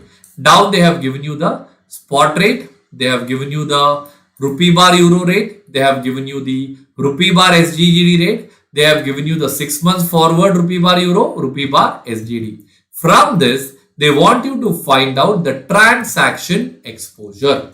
Everybody clear? So everyone tell me, how do you find out the transaction exposure?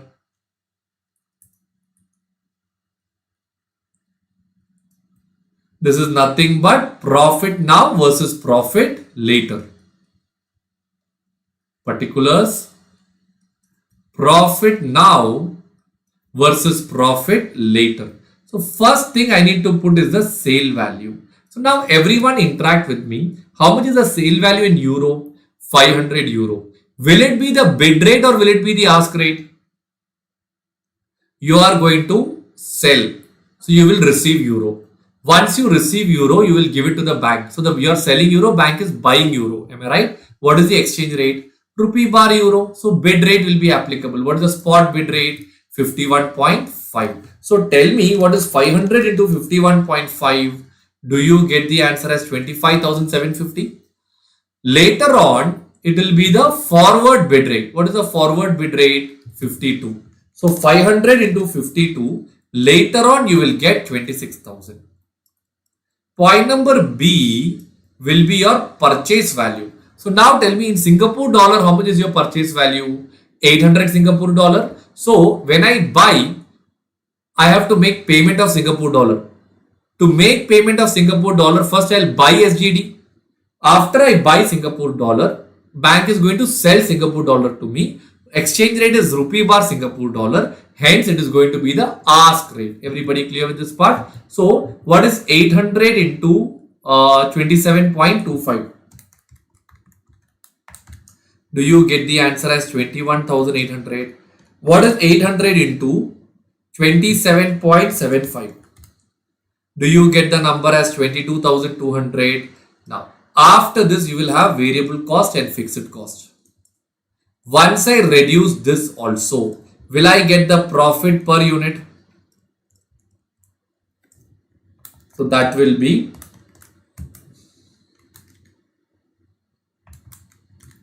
1,450 over here.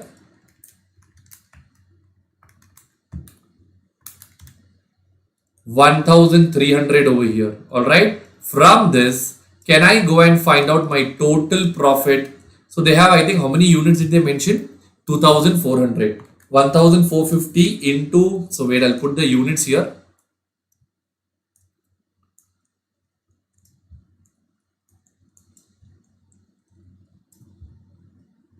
From this, friends, we'll get the total profit. What will be the total profit? Everyone tell me.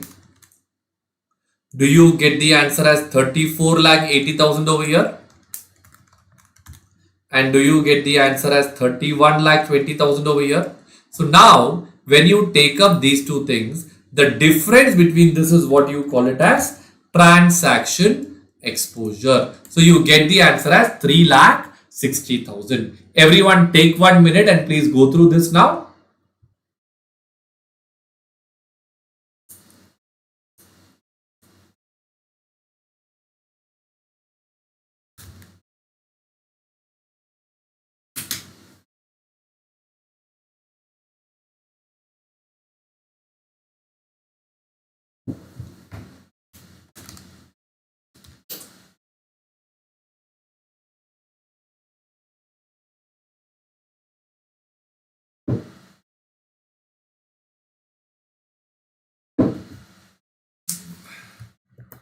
All right, friends. Are you all clear with this part now? Okay. So this is what you call it as transaction exposure. Now they have given you based on the following additional information. So they are giving you some extra information from which they want you to calculate the loss or gain due to transaction exposure and operating exposure. So I need to go and find out for transaction exposure. Then I need to find out operating exposure. If the contracted price of air conditioner is 25,000. So friends, now the contracted price is frozen. 25,000 rupees. No change in the contracted price. Home currency invoicing. Okay. But the current rate is changing. They have also told the price elasticity is 1.5. Now interact with me. They have told current rate is changing. But have they told that the forward rate is changing? No. So we are going to assume that the forward rate will remain the same.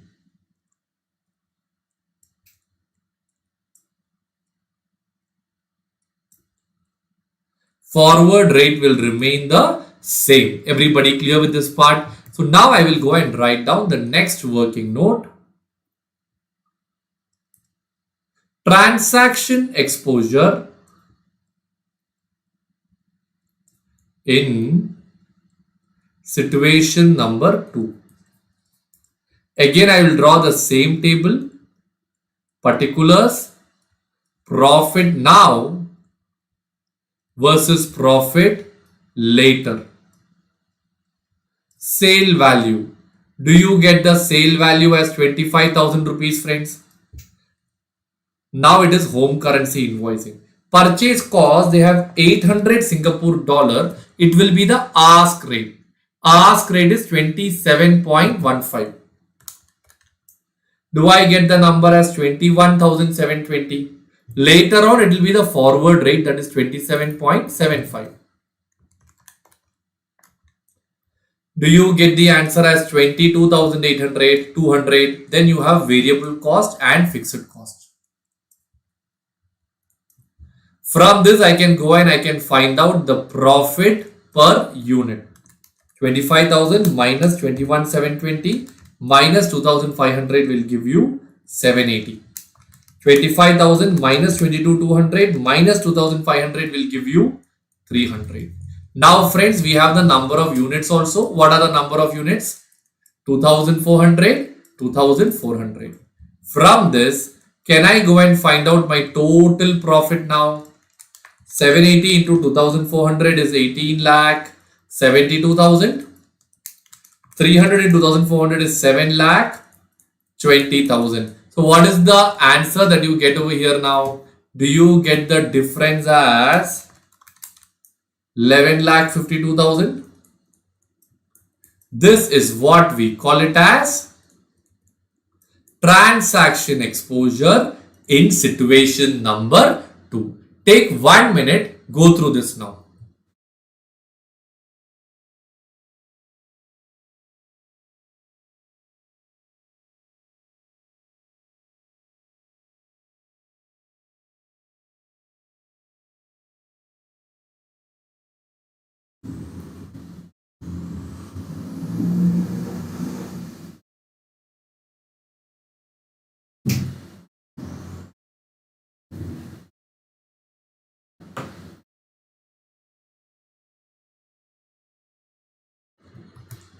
All right, friends. Are you all clear with transaction exposure? Once you are done with transaction exposure, the next thing that we need to look for is operating exposure.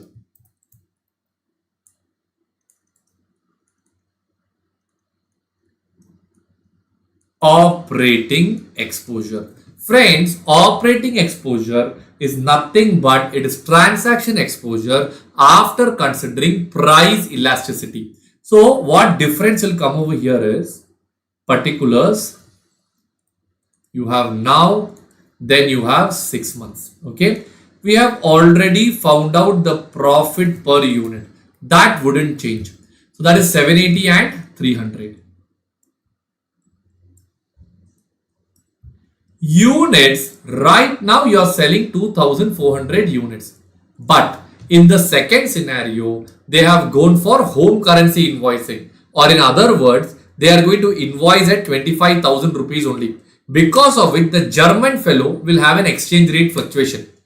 German fellow will have an exchange rate fluctuation, his price will change, his demand will change, so the units will change. Once that unit changes, you will get a revised total profit.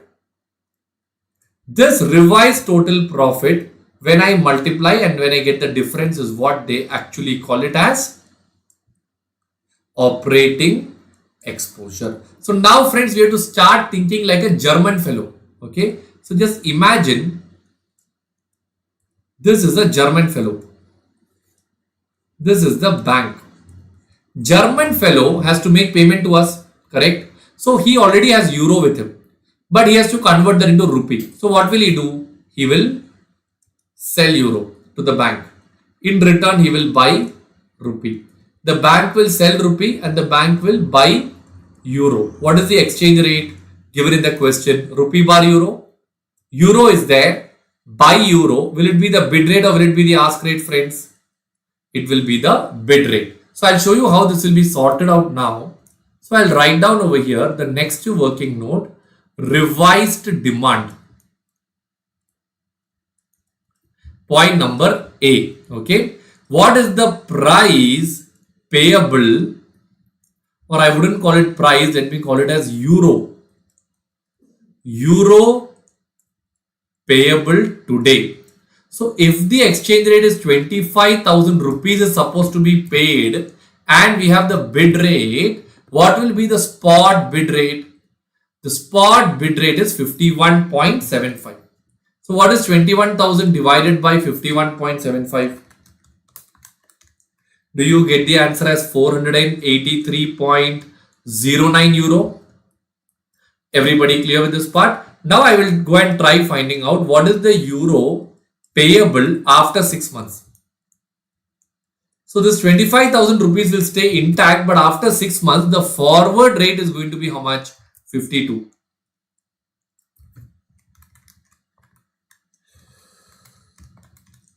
Do you get the answer as 480.76 euro? So now tell me, what is the percentage fall in price because of the change in fluctuation? 483.09 minus 480.76.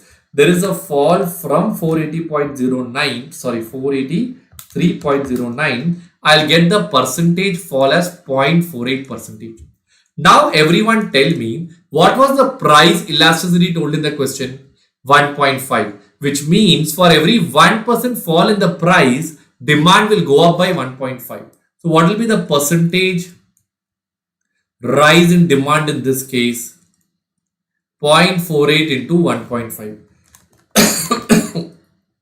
Do I get the rise as 0.72 percentage? Once you get this, I can find out my revised demand.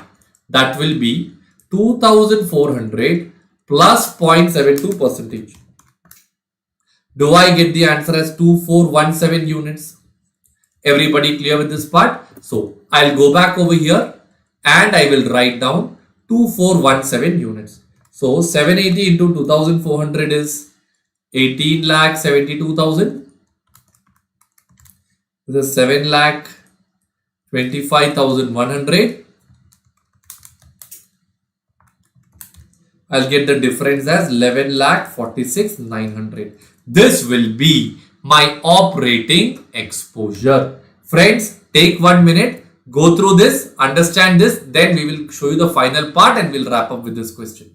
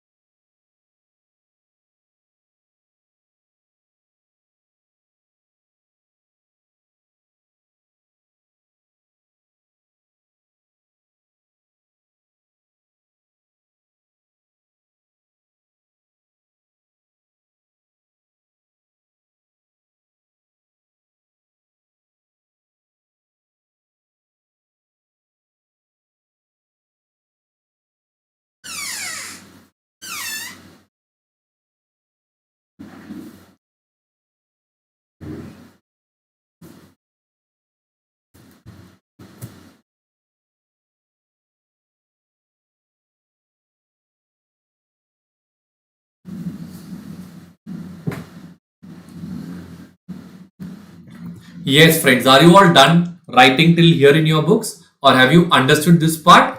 So we are done with this beautiful question on transaction exposure and operating exposure. Shall we go to the next question now?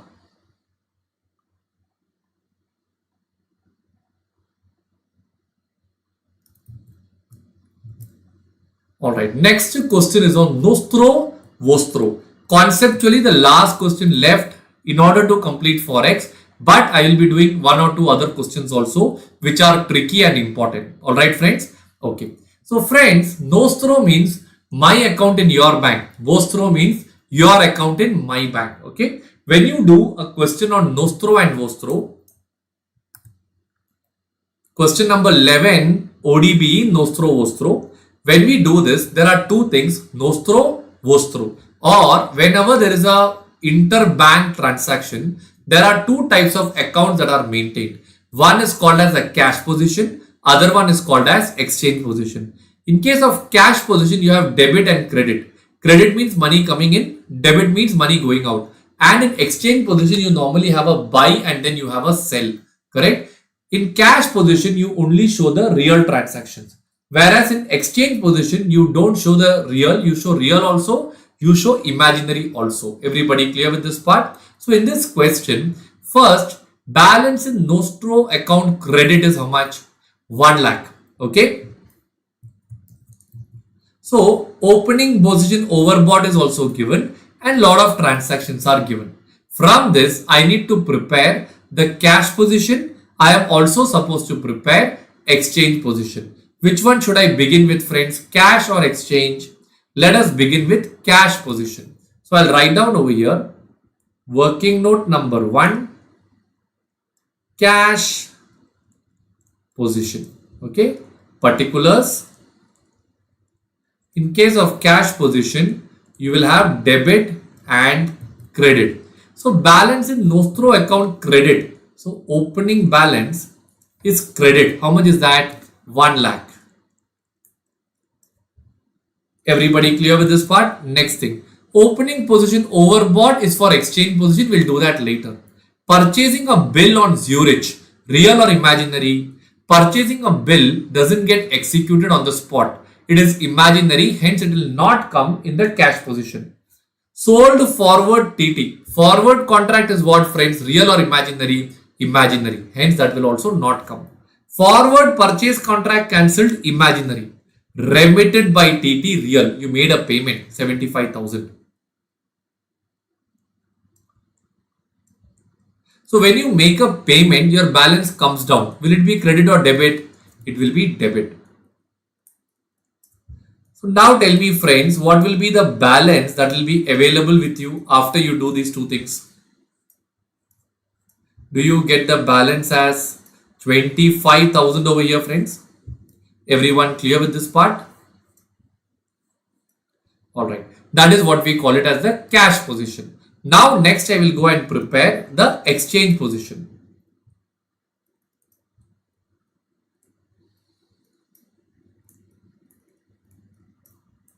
Next one is called as exchange position. So what is going to happen in exchange position is particulars.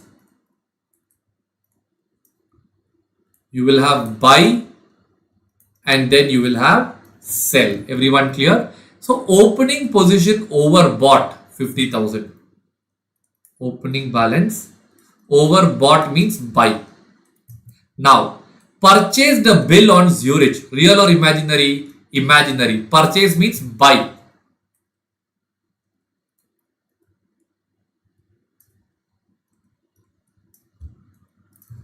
Alright, next one. Sold forward TT.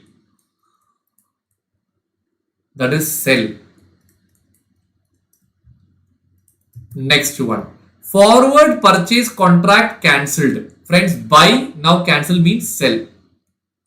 Purchase contract cancel. Now it will be sell. That will be 30,000 will come over here. Next one. Remitted by TT is a real transaction. Real transaction comes in both cash and exchange. In cash it has come as debit. Keep this rule in your mind, friends. Cash debit means exchange, it will be sell. Cash credit means exchange, it will be buy. So here it is remitted by TT, debit, here it will be sell.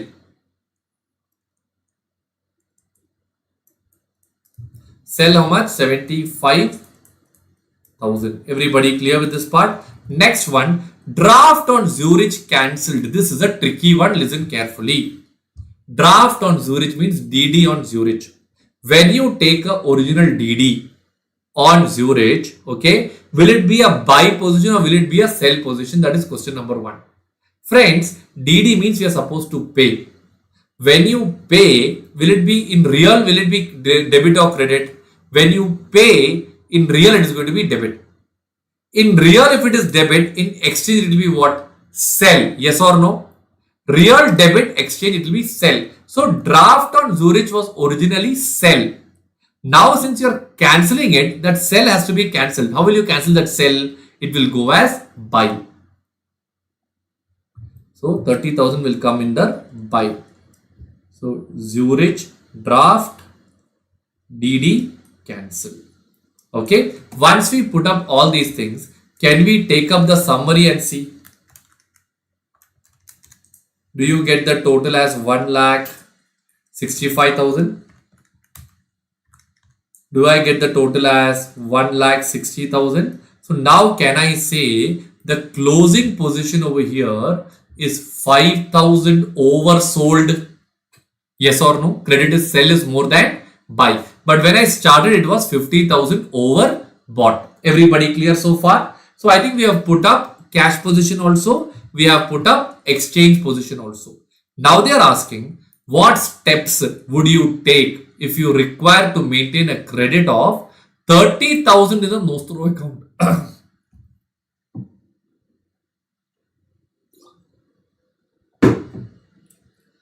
In the real account, they want to maintain 30,000. Everybody clear? And overbought position should be Swiss francs how much? 10,000. So I'll just go to the conclusion part now. Conclusion, particulars. Here you will have cash position and here you will have exchange position. Inside the cash position, you will have a debit and a credit. Here you will have a buy and you will have a sell. So what is the closing balance that we have already arrived at? Here you have a credit 25,000. And here you have a 5,000 oversold. Now they want the credit balance to become 30,000. Friends, how will you make the credit balance 30,000? I will have to deposit another 5,000. So when I deposit, the balance will increase. Any credit in the cash position will come as buy in the exchange position. Yes or no? The moment I do this, this will become 30,000. This is set off. But what about in case of exchange position now? It is 5,000, 5,000. So what is my net position over here? Net position becomes 0. Yes or no? But what is the net position they want over here? They want an overbought position of 10,000.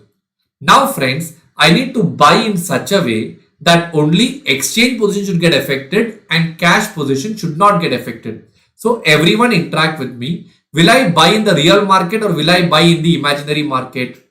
I will now buy in the imaginary market because that way cash position will not be affected. So I will buy 10,000 in the forward market. So what will happen? It will not affect here. This will become 10,000. Okay. So my net final position will become what over here? It will become 10,000 overbought. This was all about Nostro, Vostro. Take 1 minute, go through this, friends.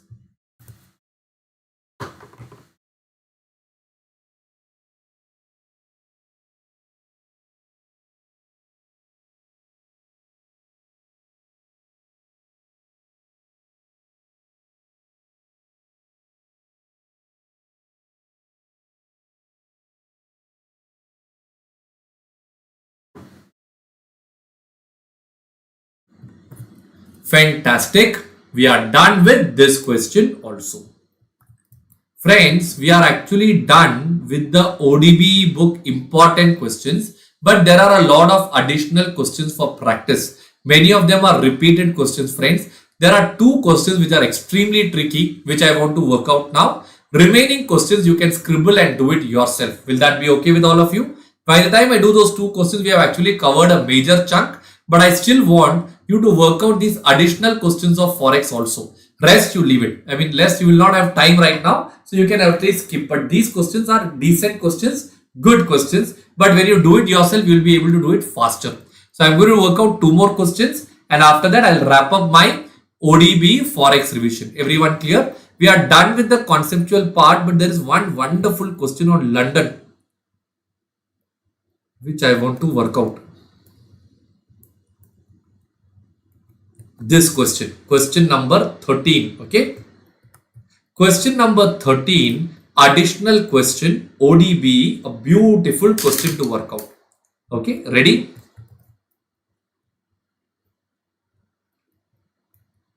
Question number 13, working note number 1, basic data. Your bank's London office is having surplus funds to the extent of $5 lakh. Point number A.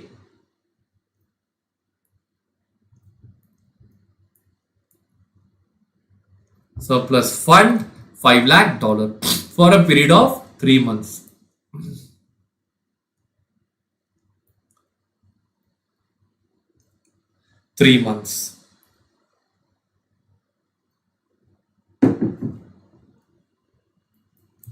I'll go to the next part now. Cost of funds to the bank is 4%, or the opportunity cost is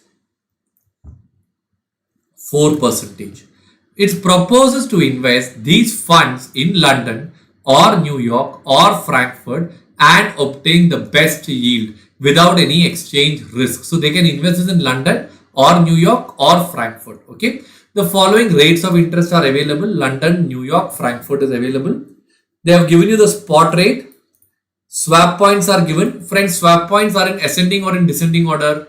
Ascending order. Will you add or subtract? Add. That is first thing.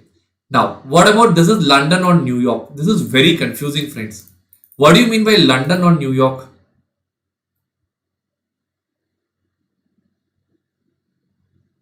London or New York is given like this. This means it is dollar bar pound. So London or New York is dollar bar pound. Now tell me, if London or New York is dollar bar pound, London on Frankfurt will be what? Frankfurt is euro. It will be euro bar pound. Everybody clear with this part? Then I think these are the only two things that is given in the exchange rate, right? Okay. So dollar bar pound is given. Euro bar pound is also given over here. Now they are asking at which center will be the investment be made and what will be the net profit. So which is better? London is better, New York is better, or Frankfurt is better? Shall we check it together now, friends? So I'll write down the next working note. Invest in London. Okay. So now when you are investing in London, what is the amount available with you? 5 lakh. So surplus fund 5 lakh dollar. So friends, I will have to convert the 5 lakh dollar into pound. To convert, I have to use a spot rate. Tell me, friends, will I use the spot bid rate or the spot ask rate? So what will happen? I have 5 lakh dollar. I will sell to the bank. Bank is buying dollar. Bank is selling pound. Ask rate. So what is going to be the spot ask rate over here, friends? Spot ask rate is 1.5390.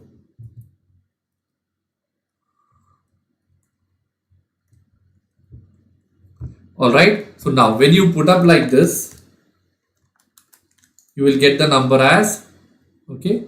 So you will have funds in pound. 3,24,886 pound. Now you are going to invest this at what rate? What is the rate in pound? 5%. 5 into 3 by 12 will be 1.25%. Correct? So now tell me, what will be your closing balance that you will have in pound? 886 plus 1.25%. Do you get the answer as 3,28,947 pound, friends? Okay. Here, ideally, this is your closing balance. Friends, in my opinion, we can compare it using the closing balance actually, but your books have done it differently. I don't want to give you a solution different from your textbook. So what I'll do is I'll do it exactly as how your textbooks have done it. They have worked out the opportunity cost. So what they are doing is, what is the surplus funds available with you? You are having 5 lakh dollar available with you, right? Correct. Now you are converting that into pound and then you are investing in pound. Am I right? Here what they are telling is that this pound 5 lakh dollar they could have invested at an opportunity cost of how much percentage? Do you get an opportunity cost of 4%? That is for 1 year. So what is 4 into 3 by 12? Do you get the answer as 1%? So on this, I would have got another $5,000 as interest. So what would have been my closing balance? My closing balance would have been 5,05,000. At that time, I could have converted this. Am I right? So I would have given the dollar. The bank would have bought the dollar and given the pound. It will be the ask rate, but after 3 months. So what will be the ask rate after 3 months? Everyone tell me. That should be 1.5390 plus 85, right? 5475. 1.5475. This will be the 3 months forward ask rate. Everybody clear? So now tell me, what is 5,05,000 divided by 1.5475? Do I get the number as 326,332 pound over here?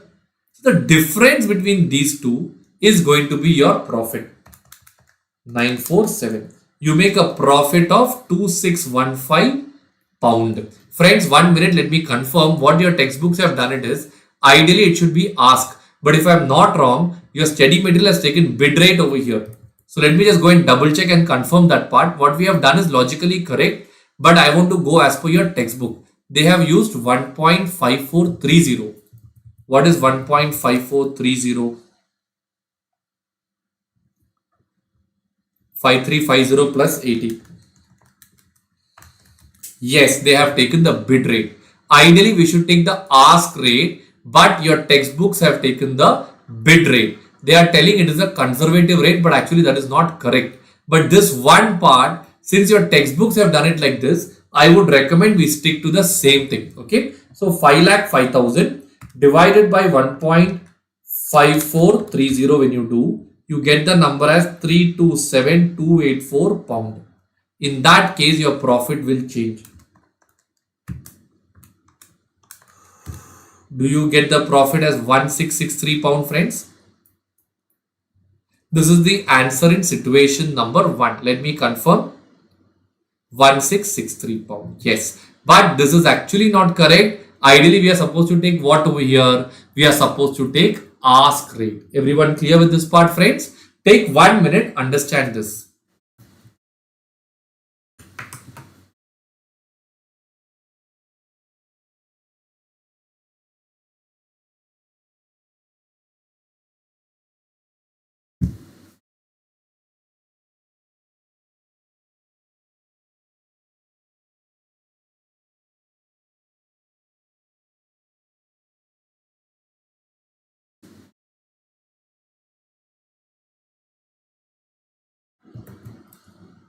Yes, friends. Are you all clear with investing in London?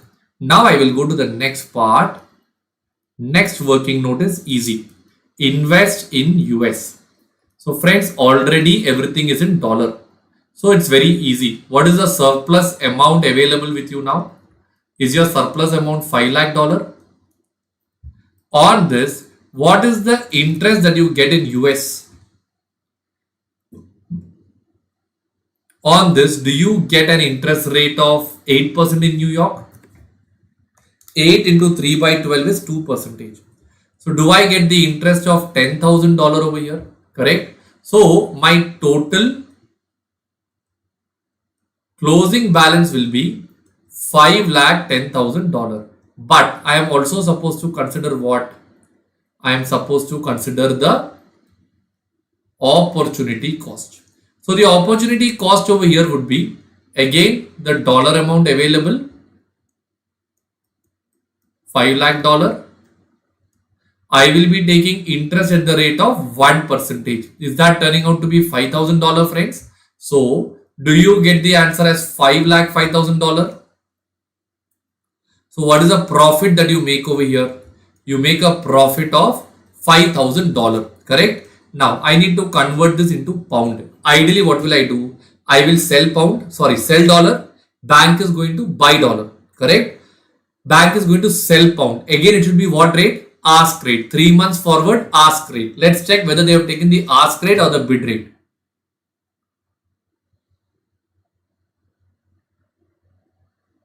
They have taken ask rate in this case. So that is very confusing from a student's point of view. First one also they were supposed to take the ask rate. But first one they went and did it using bid rate and they have given a note for getting a conservative answer. But that is actually not correct, friends.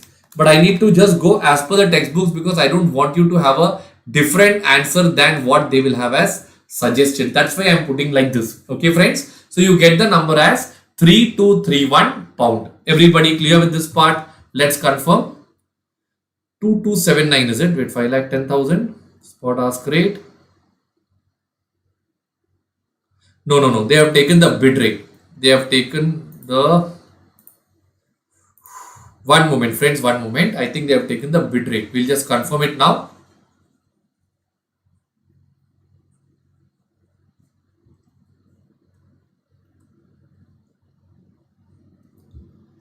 Get a profit of $5,000. 1.5430. 3240. They got 2279. What they have done is they've got two answers. This 5,10,000 they have converted at 1.5475. This they have converted at 1.5430. Let's confirm. So like that, I'll get the number over here as 329563.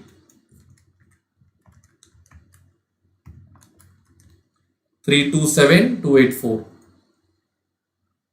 So what is the difference I get over here? 2279. This is how they have done it, friends. So they have converted this at the ask rate, this at the bid rate. Again, illogical and wrong. Can you take 1 minute and just note it down, friends? So keep this in your mind. First one, they have taken this at the bid rate. Second one, they have taken the first part in the ask rate and second part in the bid rate, even though both are actually logically the same thing. Okay, so just note it down. This is how your textbooks have done it. Hence, I'm going by the same method. In reality, even this should be ask rate.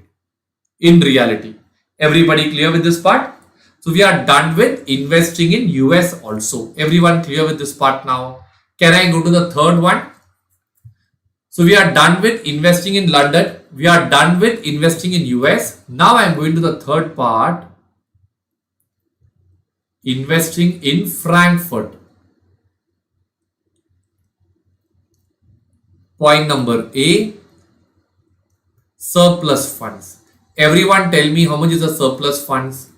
$5 lakh. Now I need to convert the $5 lakh into euro.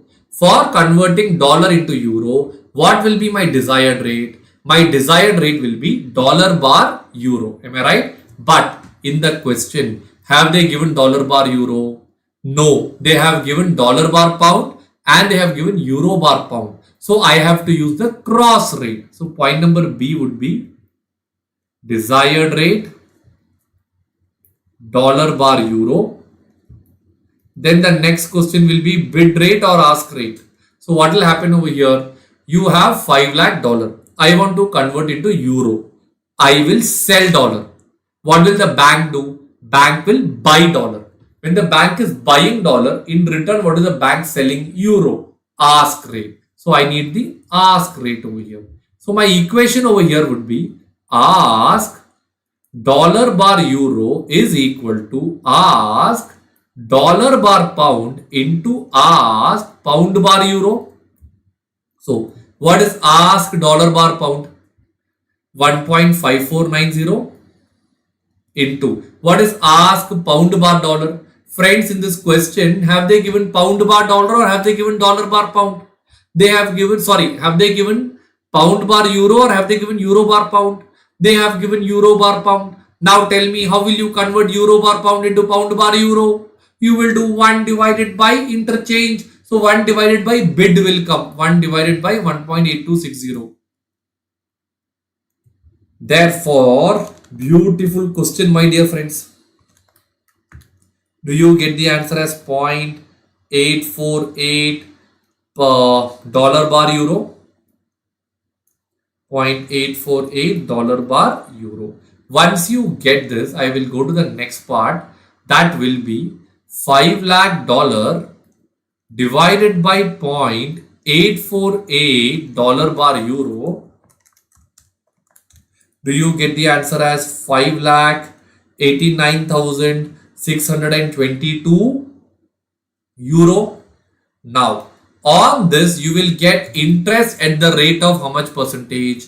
In Frankfurt, the interest is 3%. 3 into 3 by 12 will give you 0.75 percentage. Do you get the answer as 4422 euro? Once you get this, what will be your closing balance? Do you get the closing balance as 594,044 euro? Everybody clear? Now this euro I have to convert back into pound. Beautiful question, my dear friends. To convert back into pound, I will have to sell euro. Bank will buy euro. Bank will sell pound. Euro bar pound is the exchange rate given, ask rate. 3 months forward, ask rate. What a question, friends. So what is the 3 months forward ask rate? 1.8290. It is descending order. Add or subtract? Subtract. Beautiful question, friends. 8150, 1.8150 euro bar pound. So now tell me, will you multiply or will you divide? You will divide. So you'll get the closing balance in pound. 594044 divided by 1.8150.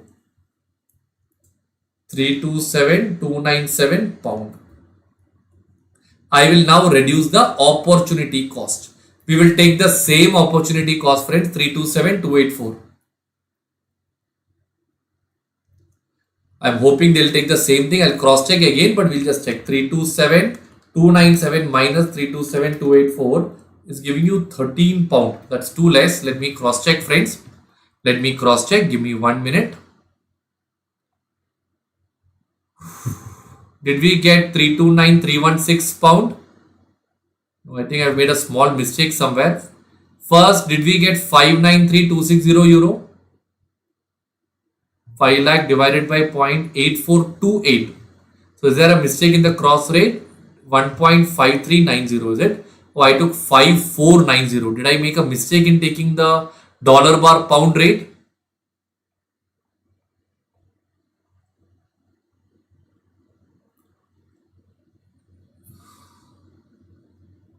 It is 1.5390. I take a mistake over here, friends. Let me correct that part. So the numbers are changing. 8260, you will get 0.8428. 0.8428. 28 what? Dollar bar euro. So the number over here will also change.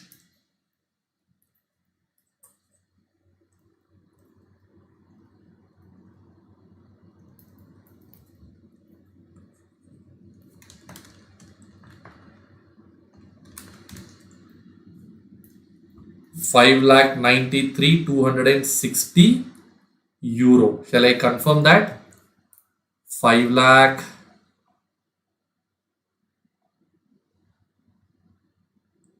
93,260. Correct. So on that the interest will again change. 4450. See friends, one small change and look at the impact it's having on the exam. 593260 plus 4450 is 597710. This I'll divide it by 1.8150. 329316.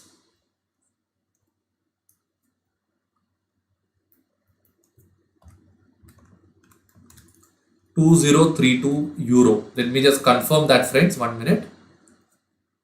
2032 pound is the answer. 2033. Yes. So friends, here I got the answer as 2033.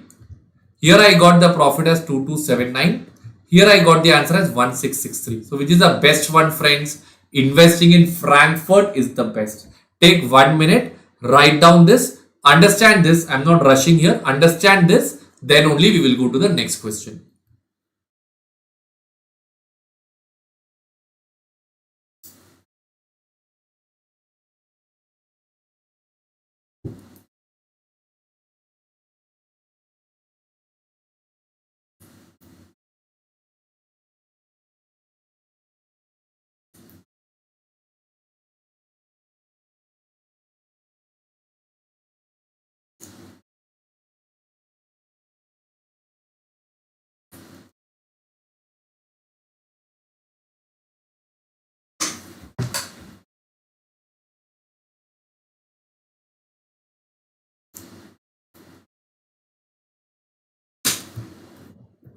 All right, friends. So we are done with this question also. My dear friends, I hope you enjoyed this question. Friends, if you need any conceptual clarity, just scan this QR code. You will get the videos playing over here. Okay. Right. All right. Let me just go up. Now there is one more question. Yes, this one. This is a very, very good question. Friends, this is going to be my final question for today. We'll be doing this now, and with this we'll be wrapping up my Forex marathon.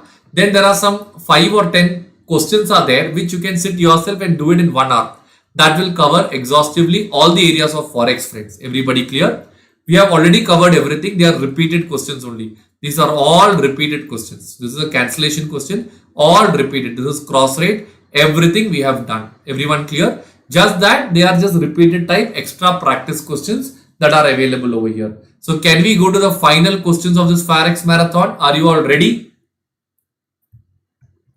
Question number 12, ODBE book. A beautiful question on options and Forex. An American firm, working note number 1, question number 12.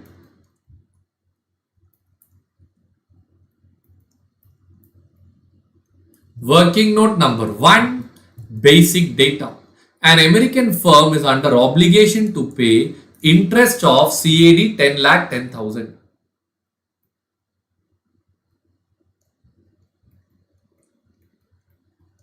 10 lakh 10,000 CAD and 7 lakh 5,000 CAD on 31st July and 30th September. This is on 31st July. The next one is interest payable is 7 lakh 5,000 CAD. This is on what date? 30th September. Friends, let me explain to you one thing.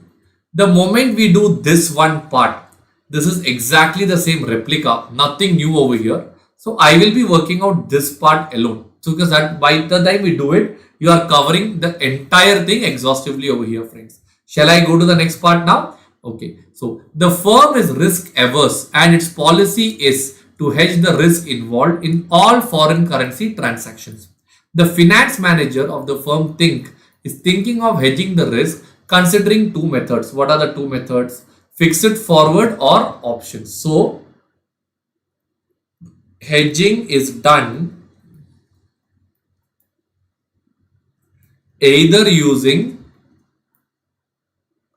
forward contract or options. Everybody clear with this part now? Fantastic. Can I go to the next one? It is now June 30th.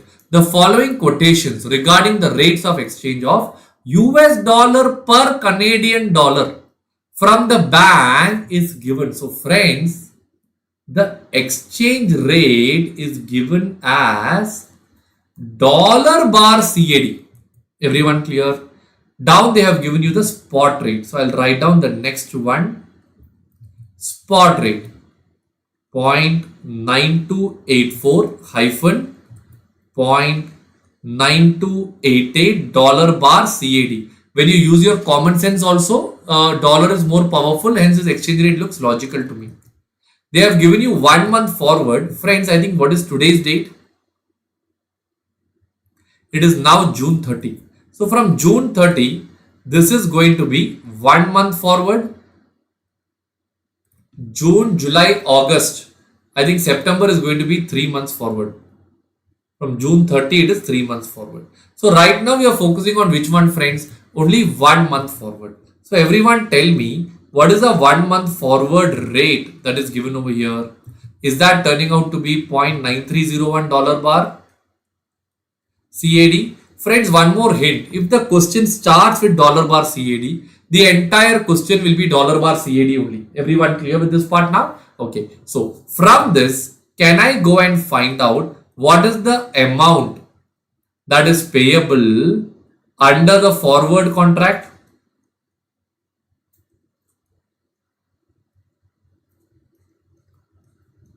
Okay, shall we do this now? So what is the interest payable? 10 lakh 10,000 CAD.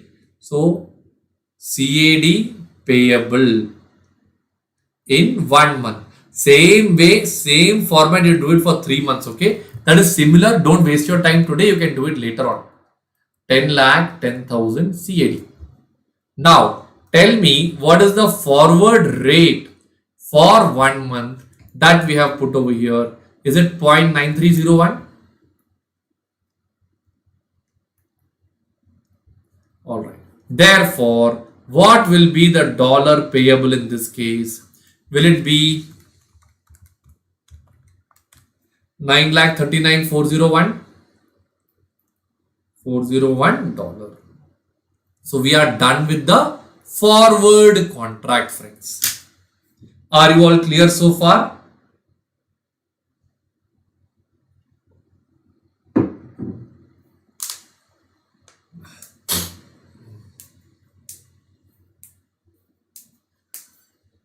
Now we will do the next part. So I'll write down amount payable under options market. That is the second part. Okay, let's go down. Price for Canadian dollar bar US dollar option on a US stock exchange, cent per Canadian dollar, payable on purchase of the option, contract size $50,000. Contract size is how much? $50,000. So friends, first thing, CAD payable. Everyone tell me how much is the CAD payable in our case? Is it 10 lakh $10,000? Now they have given you the contract size. What is the contract size that is given over here? Is it given as $50,000? From this, can I find out the number of contracts?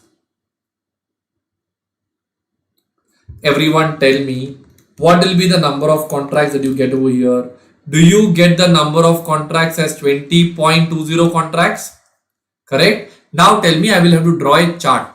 As per this chart, how much can I enter into the options market?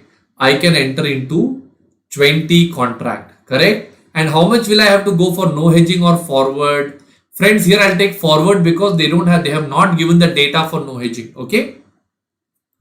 That is going to be 0.20 contract. Everybody clear with this part? Now, normally this chart will have how many layers? 3 layers. But here there are only 2 layers. Why? Because there's only $1 exchange rate given. Multiple rates are not given so far, correct? So only since right now we have only CAD, I'll be only using CAD. So let me not confuse you. I will put CAD here and CAD here. So now tell me, what is 10 lakh 10,000 divided by 20.2 into 20? Do you get the answer as 10 lakh CAD? And here you will get the answer as remaining 10,000 CAD. Everybody clear with this part, friends? Fantastic. So I believe all of you are clear with the first part, that is the amount payable under what market? Amount payable under the options market. Everyone clear? Okay. Once I get this, now I will have to go and write down dollar payable under options, because now what will happen? I will have to do the hedging part. That is the second part. So let me continue reading. Down they have given you the rates. 3 strike price are given. Call rate July September, put rate July September. Right now we are doing 1 month forward. So we are focusing on July. Okay. But there are 3 strike price even then. $0.93 bar CAD, $0.94 bar CAD, and $0.95 bar CAD. 3 strike price are given. Let's read down. According to the suggestion of the finance manager, if the options are to be used, 1 month option should be brought at a strike price of 94 cents. Friends, 94 cents means 94 paisa or $0.94. Now tell me, July 0.94 means what is the corresponding premium that you have to pay on that? 1.02. It is cents per dollar. So, cents per CAD. The commodity is CAD, right? Cents per CAD. Everybody clear with this part now? So, what will happen in this case is, they have given over here cents per Canadian dollar. So, point number 1, how many CAD am I entering into? 10 lakh CAD, correct? 10 lakh CAD into, have they given the strike price as $0.94 bar CAD? Will that give me the answer as $9,40,000? This is point number 1. Okay. Now, balance will go under what market? Balance will go under forward market. So now tell me, under forward market, you have another 10,000 CAD. For this, again, the 1 month forward rate we will use. What is the 1 month forward rate? $0.9301 bar CAD. Do I get the answer as $9301? Apart from that, I also have to pay a premium on my, hold on. I think we need to decide whether it is call option or whether it is put option also, right? We need to work out that. So I'm taking a fresh page. This is you. This is the bank. I have a payable. So I will buy CAD. In return, I will sell dollar. Bank will buy dollar. Bank will sell CAD. The exchange rate is dollar bar CAD. CAD is the commodity. Bank is selling. This fellow is buying. So here it will be what rate? Ask rate. Since he is buying, he will need a call option because he will need a right to buy. Are you clear with this part also now, friends? Alright. So premium on call option will come.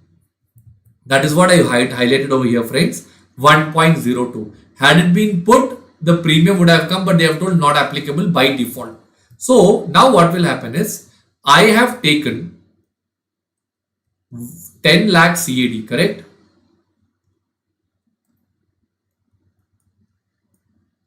Into how many cents? 1.02 cents is $0.0102 per CAD. That will give me extra $10,200 all together.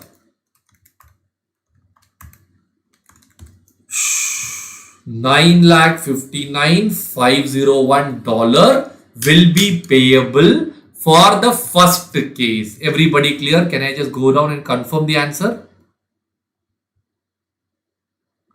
9,59,501. Exactly, friends. Now, in the same way, you are supposed to do the 3 months also. Same format, everything same. Only difference would be, instead of putting 1 month data, you have to put the 3 months data. Take 1 minute time, go through this, understand this thoroughly.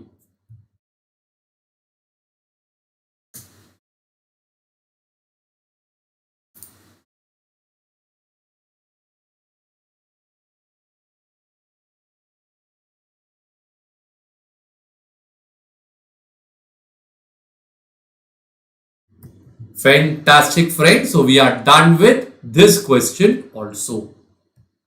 And friends, with this question, we have come to the end of the Forex marathon.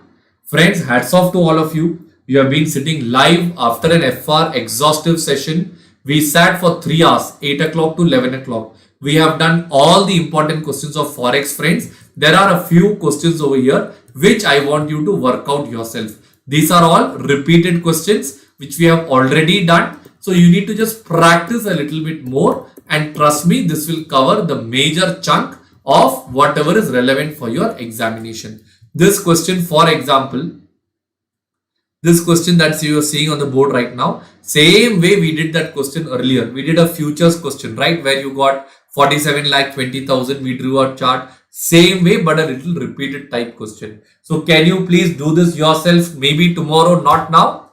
Now I'll give you a study plan, friends. You have Sunday and then you have Monday, correct? Sunday morning, sleep, get some good sleep. Get up by 7 o'clock in the morning, get some good sleep. 7:30 start studying. Start from easy to tough. Security valuation.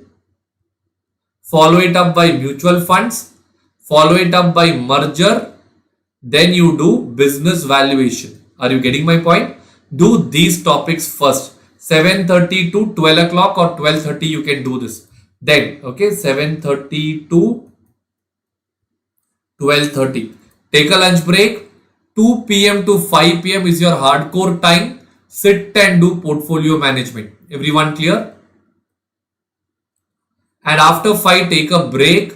6 p.m. to 8 p.m. you give time for capital budgeting. Alright. After capital budgeting, night 9 p.m. or something, you sit on theory. Your brain will be exhausted with numbers. Sit on theory. By 11 o'clock, you would have been done with 9 to maybe 11 or 9 to 12 p.m. Everybody clear with this part? Once this is done, sleep well. Don't compromise on sleep. Very, very important on the exam day. Okay? Sleep well. Monday morning, do derivatives. Monday morning, maybe 7 a.m. to 10 a.m. you do derivative. Balance time, you keep it as reserve. Something else will come up. Something is pending. You can do those things and finish it off. Like this, you correctly go and write the exam, friends.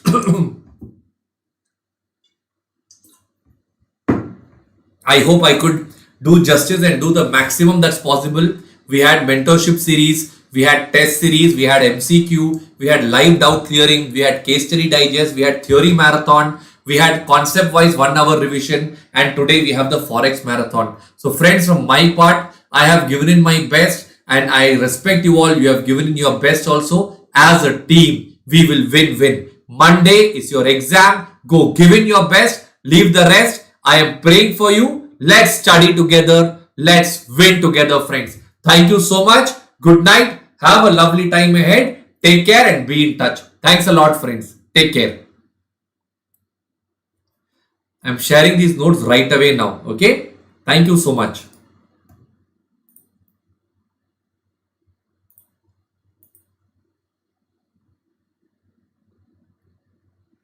Thank you, Sarvamangala. Good night and take care of yourself. Study well.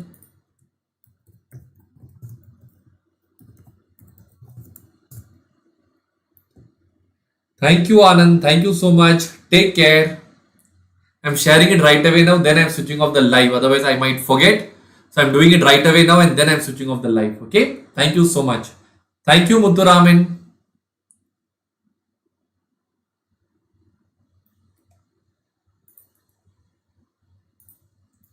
Thank you so much, everyone. Take care.